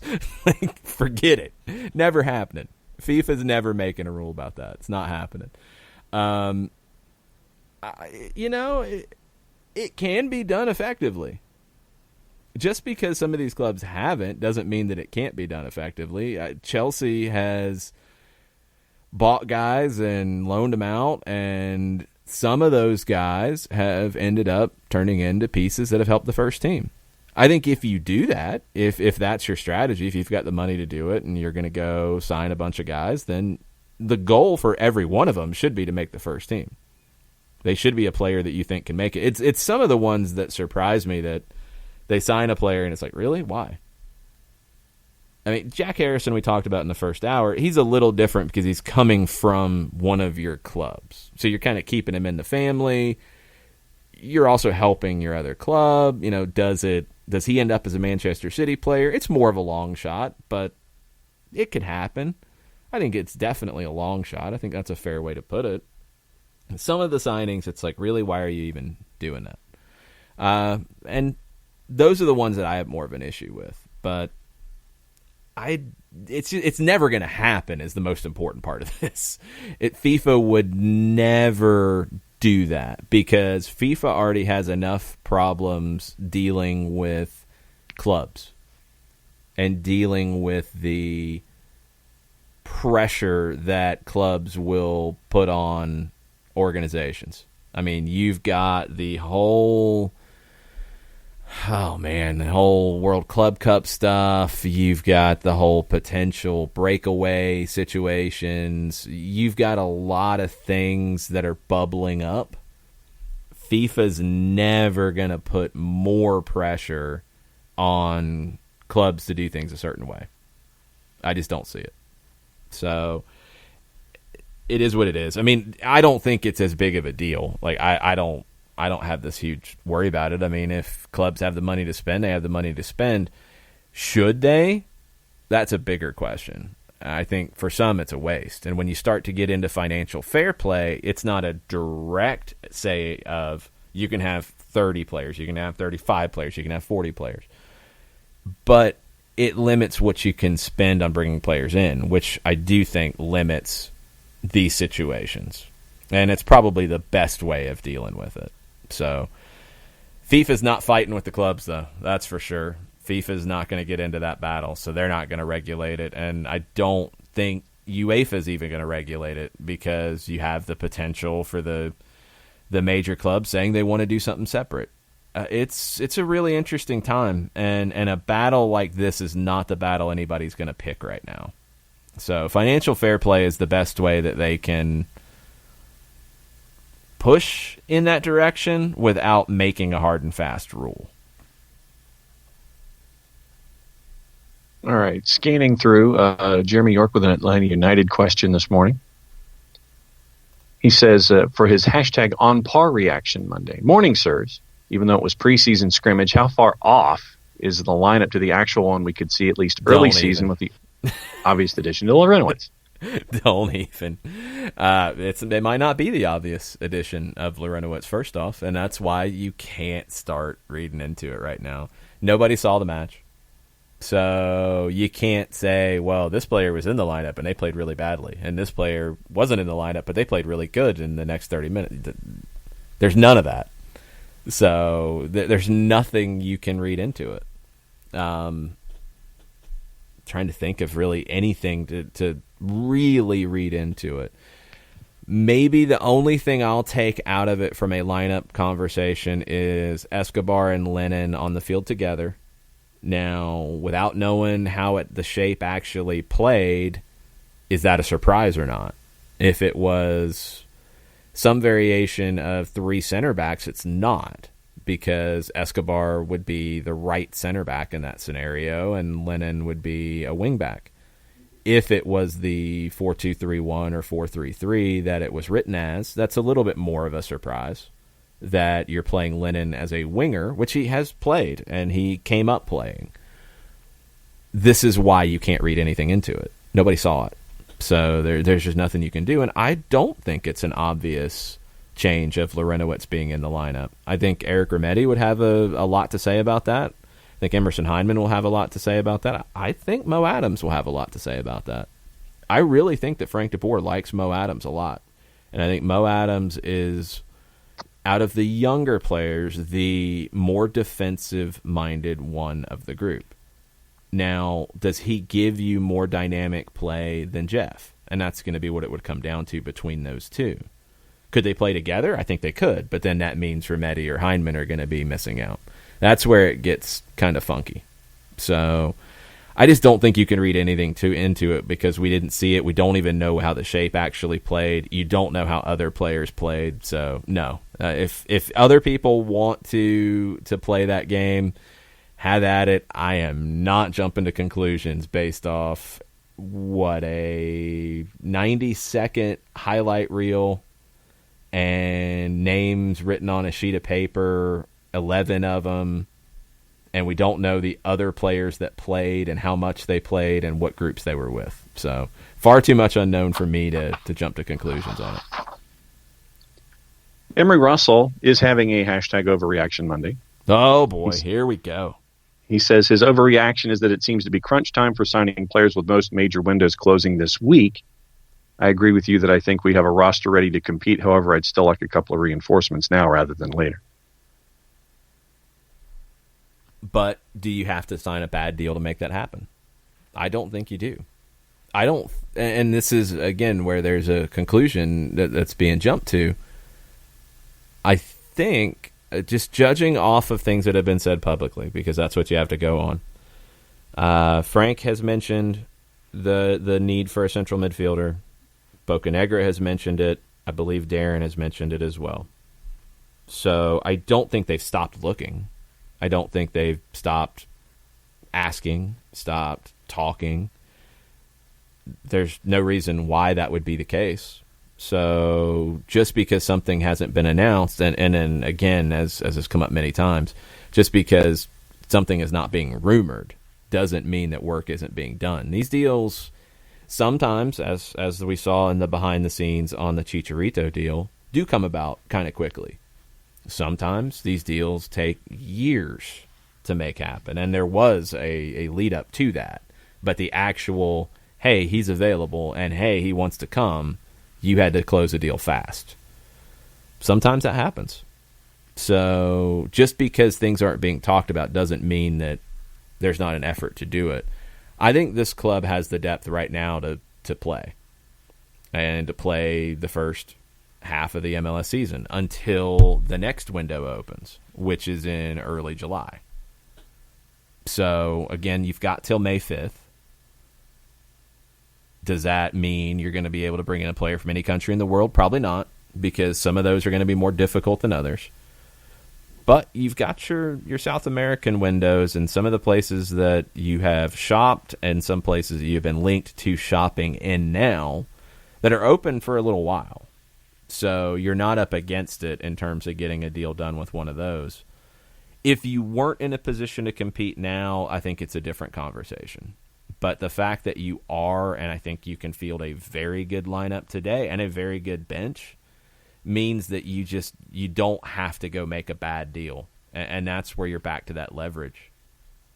So I think things are being worked on, discussed, scouted, conversations being had, maybe numbers are being thrown around. I mean, I think it's a safe bet that all those things are happening, and we'll see if a deal gets done. I think Bocanegra made it clear, though, that there's not a necessity for a deal to be done of that level right now. Could you see, a couple other smaller additions? Yeah, there's room to do it. And yeah, that would give you a little more extra depth. But right now, I think in terms of a major addition, and that central midfield is the one that's been talked about the most, you've got cover. You've got a lot of options. But you can always get better. And you just don't have to break the bank or make a desperate move to get better because of the strength you have currently. Katie Weaver, with her overreaction Monday, admits she doesn't know a whole lot about the process when it comes to the CBA and the MLSPA. She wants to know, is the ongoing negotiation affecting Gazan and Larenowicz's presence at training? No, not by anything that's been reported. Usually, and I don't know of their specific roles in it. I don't know if they are at the point of negotiating and being more involved on a day-to-day at that level, or if they are a step removed, if they are getting reports from the group that's negotiating.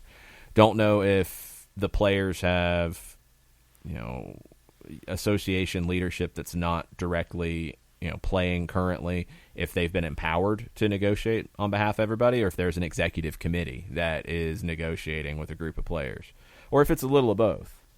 But there's been no reporting that players have been pulled away, whether for conference calls or for actual meetings somewhere else other than training, and it's affected anything just yet. So I don't think it has. Neither player has said it has. Jeff maybe has a little more time, although he has been on the training ground. He has been getting back into action, but he didn't train in the same way that first week after he had his knee scoped in the off season. So he's back. He's been in pictures and videos of things happening. So I don't think there's been anything to lead you to think that it's affected anything with preseason training. And then she asks, LGP was another player rep, right? Was he replaced upon his exit from the league? It hasn't been reported if he has, so don't know. With 2 player reps, well, kind of 3, and that's the other question is, I don't know the structure. I don't know if it's 1 rep per team and then other players are drafted in. I don't know if it's 2 reps per team, 3 reps, who knows? And I don't know what the voting situation is. And this is another question when you get down to actually ratifying a deal. Is it an executive committee that's a small number, that's not 1 rep from each team? Is there then another level that has somebody from each team? And then do you need the vote from every player in the league? Do you go back to the teams and then the teams vote individually to approve or deny? That last part is how it's typically worked. It's how I know it worked at one point in the NASL and in a strike that happened. The teams went back and voted individually. I don't know in other sports how that goes. I think it's probably a little different with each one. In MLS, we just don't know. The last CBA, the only real element that got to that point was, and I can't remember which player it was who said it. I want to say it might be McCarty, but I could be wrong, that when they went to bed on the night before the deal got done, they thought they were going to strike. And when they came back and after they had said no to the offer that was on the table from the league came back with the things that they wanted and they signed and approved the deal. But at one point, the night ended, they thought they were going to strike the next day. Early the next morning, the deal got done. So that's how fast things can move too. But that process, just from the way that was described, I would think there's a smaller group that has been empowered to negotiate on behalf of the larger players association. And does that include 3 players per team, 2 players, 1 player? Is it just a small number of players? Don't know. So I don't know if he's been replaced by an Atlanta player or by somebody else, or if there's just a large enough group that they didn't directly replace him. But Larenowicz and Gazan have been involved by all accounts in the current negotiations. You answered Shiva's first question about the first preseason game, about what you thought, and I'm her psychic follow-up. sometimes. And her follow-up was, "You really think we'll have a new CBA in 4 days?" Yes, I don't know if we'll have it in 4 days, but we'll have a new CBA. And I don't know, maybe it's just the fear of the unknown, but there's just nothing being said by the players directly or the league directly to make you think that it's not going to happen. Now, the timeline that it happens on, don't know.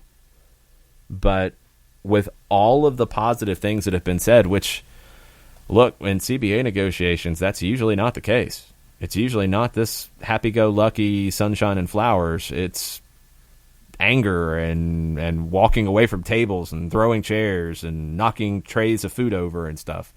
Not getting that. So I would think that they're far closer to getting a deal done. I'd be shocked if there's any effect on the season. For reference, MLS had a poll up, and it was done a couple days ago. Once again, for those who have forgotten, what was your thought on the run-up shootout from the early days? In the league? To decide draws, I think it's stupid. To decide a score that is level at the end of regulation in the regular season, I think it's stupid. Draws are part of the game, and you have a draw, and it's good. To decide a game that needs a resolution, where you would have a penalty shootout, I like it better. I always have. And I think it's a far more interesting way to decide a match. I think it's a better way to decide a match than a penalty shootout. Nothing's going to be perfect in this situation. I mean, every sport battles with how to deal with overtime or extra time and getting to this point. I think a 35-yard shootout is a better shootout than a penalty shootout. But no, to decide a draw in the regular season, no, it's stupid, because you shouldn't decide draws with any format. It's a draw. Yeah, draws are draws.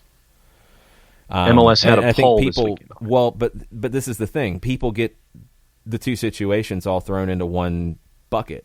Right. And it's a very important distinction. You know, should you have the shootout as it was before? No, because you were using it to decide draws in the regular season, and that's dumb. Should you have it in place of a penalty shootout? I would like to see it. MLS had a poll, 14,000 folks plus voted, and they asked if they should bring it back. Again, that's too vague. Yeah. That's way too vague. I would say no in that case. If the way that's written, I'd say no, because I don't want it back for draws. Right. And it was 53 to 47. Basically, 52.7% said, nah, stop it. And then the others, 47% said, yes. But there's no way to actually know what people are voting on. That's a horrible poll. Like, should you bring it back full stop? No. Because bringing it back would mean doing it like you did before. Should you use it instead of penalty shootouts? Yes. I would be fine with that. And traditionalists can yell at me. They can at me all they want. That's fine. I think it's better than a penalty shootout. I don't think that's the best way to determine a match. I mean, in a perfect world, and this is the problem, because you get into competitions where you just can't do it, you would have a winner on the field. But how are you going to get there? Because you can't have teams play overtime for an indefinite period of time. They can't just play overtime until people collapse. You know, there's been suggestions of removing players, and that's what the NHL has done. I don't know if that necessarily changes it. It doesn't have the same effect that it does in hockey. It's a different kind of game. So you've got to do something, because it's one thing in a final. Okay, in a final, it's the last game of the competition. It's the last game in the MLS Cup, for example. It's the last game those teams are playing. Could you have sudden death after you play the 30 minutes? Sure. And you play till you get a goal, because there's not another game the next week. But you can't do that in a quarterfinal. You can't do that in a semifinal. You can't do that in a U.S. Open Cup final where the teams are playing a league match in a few days. You can't do it in that situation. You can't. So that's why it's hard to say, like, oh, just have a winner on the field, just play, whatever. Just do it. It has too much of an effect. It's way too impactful if you play another 90 minutes after a match. It's going to wreck your team for the next game, for the next two games, whatever. You can't do it. That's why you have to have something. I don't think you can just keep going. But I don't love penalties to decide a match in those situations. You know, it's 80% now, maybe it's 85%. I think before everybody said it was 9 out of 10 penalties are made.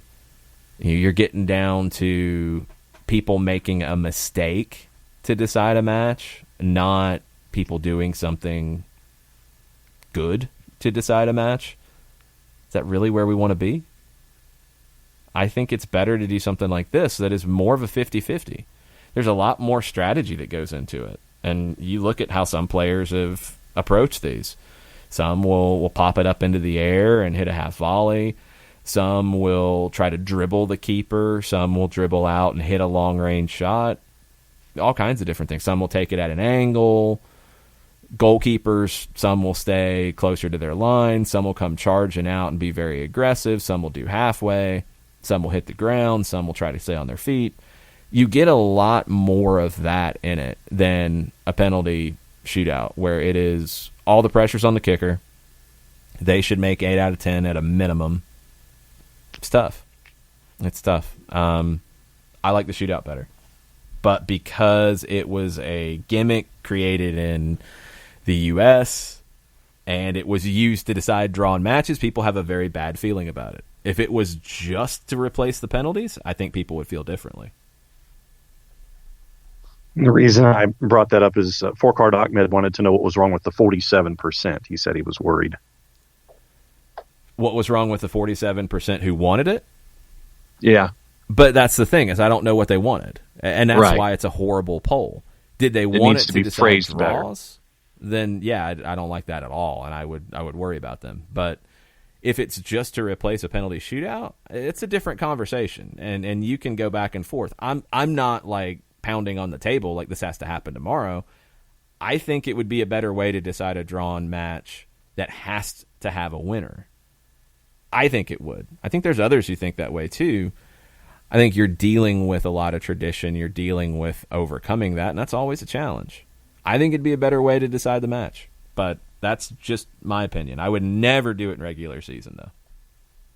Then Tafka says that you are definitely not in favor of the soccer equivalent to the fifth set play until you have a 2-game lead. He says yeah. He says it's terrible for players, but the drama and spectacle of watching players battle at 20-20 in a fifth set is amazing. Yeah, for sure. In a final, in a tennis tournament, yeah, it's a little bit different. But when it happens earlier in a tournament, you're basically ruining that player for the rest of the deal. Ask John Isner about that. You can't. I mean, it's like, oh, you have your moment. Cool. You won in the third round, and you're done in the fourth because you can't play the next day. You're done. You just played a whole nother match. It's just no. You can't do it. There's got to be something, and I know tennis, if I'm not mistaken, and different tournaments are different. Yes, but didn't they start to go away from the shorter tiebreak to this, to where you're getting these 20-20s in a fifth set? Haven't some tournaments went more to just let them keep going in a normal format and you see what happens? Wimbledon is the holdover, and I think that they have even recently changed their rule to where you're not going to be getting those 22-20s. Right. In sets now. So I think the tennis world seems to be gravitating toward coming up with a 7-6 tiebreak in the fifth set. I think you need to. I mean, if you want to at least do that for everything up until the championship match. If there's no other, match to be played to decide the tournament, all right, fine, have the drama, but man, it's just so much physical demand on the players. I think in a soccer perspective, if you just keep going till you have a winner, like, would it change the approach from some managers? Would they manage extra time differently? Yeah, they might. There's no guarantee of that, and it's not good for the players to continue. You would have to keep adding substitutes. You would have to then potentially have a larger game day roster, or potentially allow players to come back in. Like, you're going to have to start opening up all these different doors if you go down that road to emulate it in a soccer perspective. I think you're going to have something. Could you maybe, and maybe this would be the caveat that I would put. All right, you do the 30 minutes of extra time as it is. They tried golden goal, they got away from it. I would bring it back if it's level after the 30 minutes. You play the 120, it is level. You play whatever number. If it's, I wouldn't go more than 30. I think 30 would be the absolute max. I would even be tempted to go 15 normal, 15 sudden death. But if you maybe do 30 minutes of normal extra time and 15 minutes of golden goal before you go to a shootout, something like that, I'd be okay with adding a little bit. But that would be it. It's just you're going to have something to break the tie. And I like shootouts better than the penalty shootouts. Yeah, for the record, in tennis, French Open's the only one that lets the fifth set go all the way until it's over. Okay. Wimbledon stops at 12. So when they get to 12-12, okay, then it goes to... They have a stopping point. Yeah. So Wimbledon's the kind of a stopping point. French Open doesn't have a stopping point. Australian Open has a super tiebreaker at 6-all. So they're kind of... Super tiebreaker?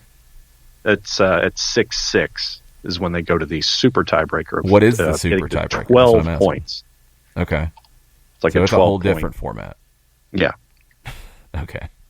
Yeah. Just to confuse everybody. Yeah. So see, it's not just soccer that has weird things with this. No. What else is on your plate? Well, the U.S. women play tomorrow, and they play Haiti in their first Olympic qualifier. Should be fine. This Olympic qualifying tournament, they are coming in as the overwhelming favorites. But you have a new manager, Vlatko Andonovski. This is his first competitive tournament. Pretty much the roster you would expect. Goalkeepers are all the same. Defenders, he took 6. And remember, you can only take 20 in this competition and in the Olympics. So it's not a normal 23-player roster where you can have, a couple extra players that, are there for experience, or they're, as a young player getting their first taste, a veteran who's there is probably not going to see the field. You're really limited to players who you expect to contribute in the tournament. So Tierna Davidson was the World Cup player who did not make this group. She's coming back from an ankle injury, so that factors into it. Julie Ertz is listed as a midfielder, but she can drop into the back line if needed. Now, the midfield only has 5 players listed as midfielders. You've got some forwards who can move back into the midfield if necessary. So it's Ertz, it's Lindsey Horan, it's Rose Lavelle, it's Samantha Mewis, it's Andy Sullivan. So no Allie Long, no Morgan Bryan. Those were the 2 that were part of the World Cup roster that are not here. Andy Sullivan is the replacement for the 2 of them. She can play in the defensive midfield if Ertz has to go to the back line. Andonovski said, we have 6 defenders, 5 midfielders, and 6 forwards. So the opportunities for the midfielders was a little bit less than forwards and the defenders. He's coached Long. He had Long at Reign FC, so he knows her game. I don't know if he's ever coached or had any involvement with Morgan Bryan outside of playing in NWSL. But Andy Sullivan is the one who gets the nod here. There's going to be a lot of people looking to Sullivan to see if she gets time, what it looks like. The front 6, Tobin Heath, Carly Lloyd, Jess McDonald, Kristen Press, Megan Rapinoe, all back from the World Cup. Lynn Williams gets the option. 6 goals, 21 caps. Williams, in a lot of ways, is replacing Alex Morgan, who is pregnant and hasn't ruled out being back for the Olympics, but the timeline's pretty tough. So there's no guarantees of that, but has not ruled it out.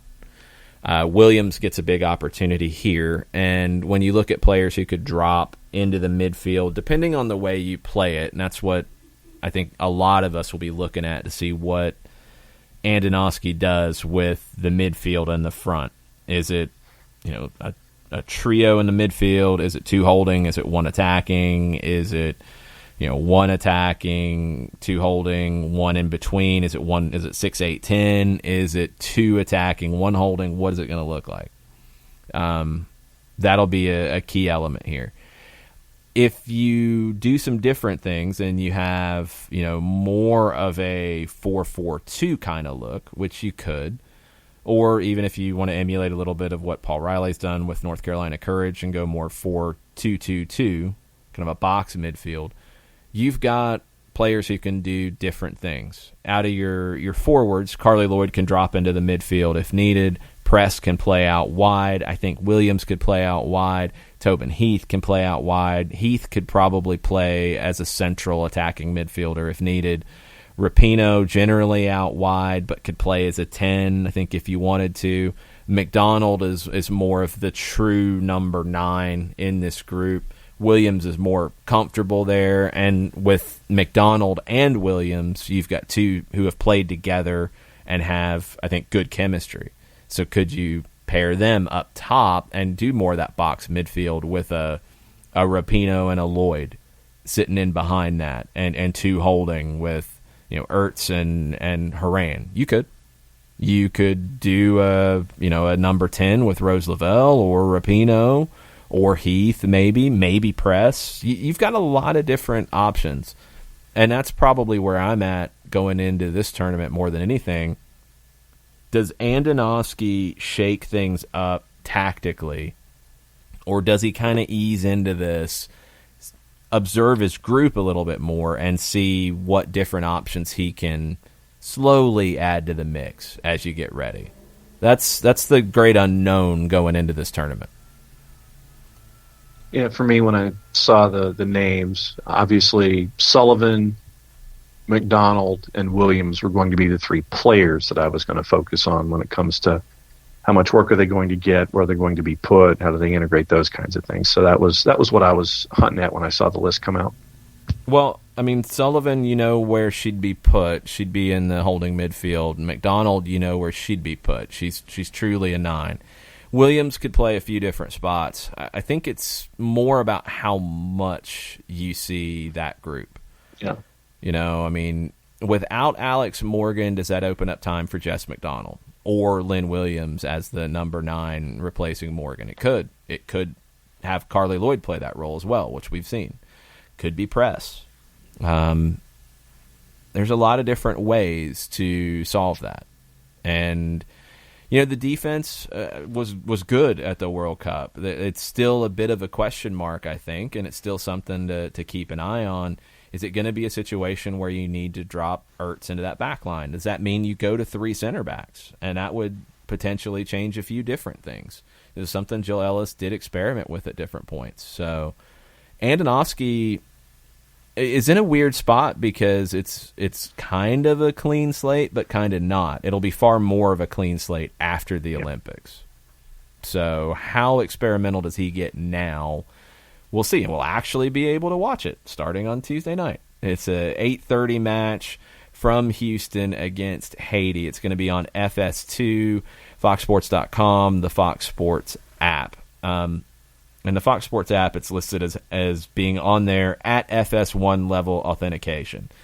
So if you are on a service that doesn't have FS2, you'll be able to watch it on the app if you have a service that has FS1. So keep that in mind. The doubleheader starts with Costa Rica and Panama. So good that Fox gets this done. Good that we can watch this because there's a lot of interesting turns that you could see out of it. I don't think it's going to be crazy. I don't think you're going to see like something dramatically different than what we've seen out of the way the team plays. Maybe some differences in the personnel. That might be the first step for an Andonovski. Something else from Soccer America I wanted to touch on before we go. So Paul Kennedy wrote an article over at the SoccerAmerica.com website and looked at the gap between U.S. national team audiences. Now, this is between English language and Spanish language, and it's a little bit harder to compare on the women's side English-Spanish because there are some games that don't have a Spanish language broadcast, and it's just not a direct comparison. And a lot of that is because of the differences on the Spanish language packages between the Federation's TV deals, CONCACAF TV deals. There's a split on the women's side where there's not on the men's side. And this deal with CONCACAF helps continue that along. The U.S. men and U.S. women are on Fox, and their CONCACAF games are going to be on Fox. Now, some games on the women's side will be on Galavisión, which is a separate deal. Some are going to be on TUDN, separate deal. It's complicated. On the men's side, what will immediately grab your attention is viewership between August and November of 2019. Average per match for the U.S. men, 1.23 million per match. On the women, 295,000 per match. Now, you had some competitive matches in this, and one match that really skewed it, U.S.-Mexico. Here's the other thing that will grab your attention. English language on the men's side. 282,000 per match in English language TV, 947,000 on Spanish language TV. Now, U.S.-Mexico, 2.7 million on Univision, 386,000 on FS1. Yes, some of the people watching on Univision are watching because they are fans of the Mexican national team. That's a big duh. That absolutely is part of this. Take that game out. Take that match out and look at the rest. 1.2 million for Uruguay on Univision, 245,000 on FS1. Do we think the Uruguayan audience in the United States is that big? I'm going to go with no, but let's say that you want to go with yes. Okay, let's look at U.S.-Canada. Now, it's ESPN2 versus Unimas. And I would think like market penetration is fairly similar between the two because Unimas is not Univision. It's not as widely available. ESPN2 is definitely a step down from ESPN. So fairly comparable market penetration. But the two matches on ESPN2, U.S.-Canada, CONCACAF Nations League. First one, 352,000 in English. Second one, 323 in English. In Spanish, first one, 502,000. Second one, 494,000. I don't think there's a large Unimas audience that watches Canadian games. Just saying. So this gets back to the whole thing of the American soccer market has to be bilingual. 100%. This demonstrates it in a big way for U.S. national team games. Throw the Mexico game out of it. You want to get really snippy on it? Throw the Uruguay game out of it. Throw the Cuba matches out of it. All those had bigger audiences on Spanish language TV. Just compare U.S.-Canada. It's a bigger market in Spanish. That's huge. That's something that's very important to consider.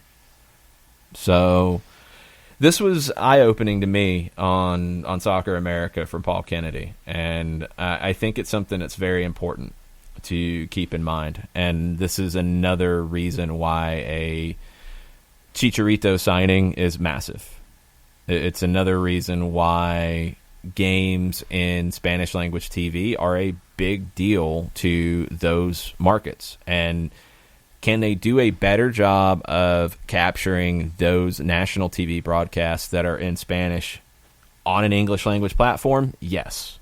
And that's something I think TUDN has specifically said that they are really putting more of an emphasis on. They can. And they should, because it's going to increase their audience. But for that game to be exclusive to a Spanish language broadcaster, this is why they're paying for that. Flat out. They drew more for U.S.-Canada than ESPN2 did. Would it have been more if it had been on ESPN? Maybe. Would it have been more if it was on ESPN versus Unimas? Maybe. Probably. Would it have been more if it was ESPN versus Univision? Or TUDN? Probably not. So, this is big. and it's something you just have to keep in mind when we have these conversations about incoming players and all the different things going on. I thought this was a very important piece over at Soccer America today. To your point, take the Mexico game out. Take the Uruguay game out. Look at USA Canada, USA Cuba. And it reinforces the notion. You treat something like a big deal, you do it consistently, people will come to where you're treating it like a big deal. They will continue to come to your product. They will continue to watch what you're doing. They will continue to consume what you're doing. So I had a feeling that the Univision numbers would be larger. Didn't know they'd be this bigger. But the Unimas versus ESPN2 and FS1s, those are the ones that were 3 through 6 in that list, the USA Canada and the USA Cuba. Those were the ones that were more eye-opening to me. But once again, it just reinforces the notion. Treat something like a big deal. People will know that. People will continue to come and see it. I think US-Canada is the one that drives that home. I mean, you could, and I'm sure people would argue that, you're going to get a bunch of Cuban expats who are going to watch that. And okay, that's fine. Canada has no audience on Spanish-language TV. It's just, no, it doesn't happen. Those are two English-speaking nations, and the English-language broadcast is drawing less than the Spanish language. Why? I think the overall company of Univision TUDN, Unimas is one of their outlets. The way they cover the U.S. national team, they make it more important than the English language broadcasters do and have. And it's been, I think, telling that you've had Nico Cantor at training, at these games, at the run-up to these games, with exclusive interviews, with audio, with English language audio.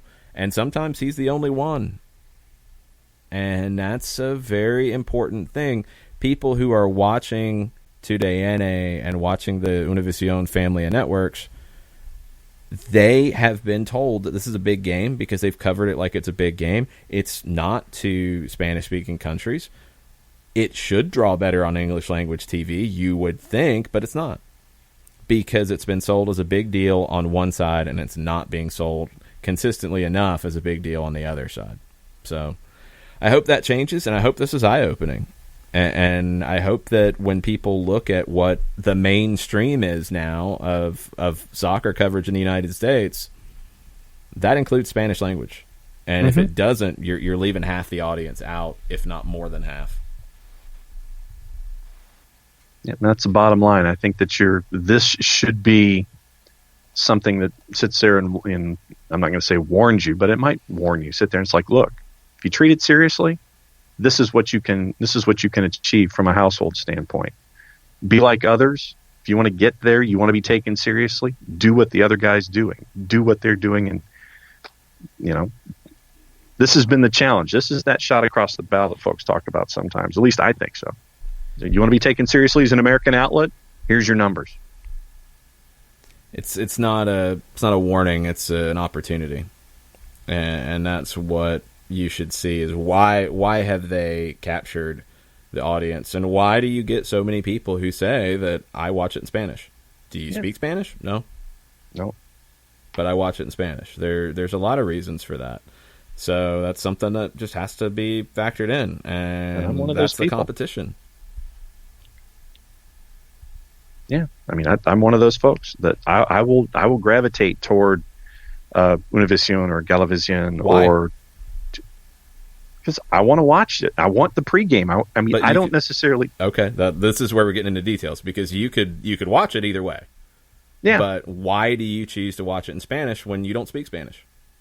Because I understand the meaning of it from a nationalistic sense. I want the pregame. I want to see what's going on. I want to see the fan engagement. I want to see all of the pregame stuff that they do. And I admit that I'm also looking at it from a TV production standpoint too. So, I mean, I might be a little skewed when it comes to asking me why, but I want to see how the production comes off. I want to see all the elements that they put into it. I want to see all of the different aspects that they put into it. I want to see how they're producing it. I want to see how, if there's something that they're doing that American television should be doing when it comes to their coverage. I mean, like I said, I'm looking at it more probably from a TV production standpoint, but I'm also looking at it from the depth of the production. I want the pregame. I want all of the pageantry. I want all the buildup. I want to see how you're treating it. And I also want the postgame so I can get an idea as to what just happened and get context and all those kinds of things. So, like I said, I want the before and the after. I don't just want the meat of the sandwich. I want to taste the bread and the mustard and everything else that you put on it, too. Yeah, that's not even always the situation, because sometimes they have a doubleheader and they've got a game they're going immediately to after. So that doesn't even factor in that much. I don't think it did in these cases. Pre-game, yes, and that's a no-brainer to me, and it's something that I think Fox and ESPN have to look at. And I think ESPN has announced that they are including far more social coverage of these games, and they did it with some MLS stuff late in the season. I think they did it for one of the national team games with a pregame show on Twitter. And I know that's not going to connect with the older portion of the audience as much, but that's where things are going. And if they don't feel like they can clear the space on TV instead of whatever they're showing, okay. Are there some situations where they probably can't? Yeah, absolutely. There's some where, look, they're stacked up with events and they're not all soccer, and they're just not going to be able to put a pregame or a postgame on. But are there times where they could? Yes. Is the stuff on the app or Twitter or Facebook or whatever a decent alternative? Yeah, it's a starting point. It's a step in the right direction. Can it get better? Yes. I think for me, not even getting into amount of minutes or pregame or postgame, it's the way that it's discussed on the network. Mm-hmm. I know that if I'm going to turn to 2Day NA, they're going to cover the game appropriately. They're going to cover it with respect. And if I turn to SportsCenter after a game, there's a very good chance that I'm going to get a snide comment basically calling me a dummy for spending my time watching the game that just happened. And that's a huge issue. And that's a bigger issue that is more than just how you schedule these games and what you put into pre- and post-game coverage. That's an overriding issue of your network and how you present it. 2Day NA has made the goal of being the top soccer broadcaster in the United States, regardless of language. That's their goal. And they treat the game in a way to get there. The others, it's just part of a overall platform. And it's something that they can do better with by far. It's tricky, but this was an eye-opener to me, and it's something, again, Soccer America is a great source for this kind of coverage. Highly recommended, socceramerica.com. It's worth the subscription every single day. That's it for today. We'll have soccer over there later, 6 to 8 from the Brewhouse Cafe. You can listen here on the app. You can listen on soccerdownhere.net. You can listen on Spreaker. But you can also join us, and you can get your hat. You can get your beanie. You can get your scarf. You can come hang out with us. You can sample the great menu. You can watch one of the 9,522 televisions. You can do all that. Hang out with us, grab a mic, talk some smack, all the good stuff. So, we will see some of you tonight at the Brew House. The rest of you, we'll be talking to you. Mucho platico. Mucho platico.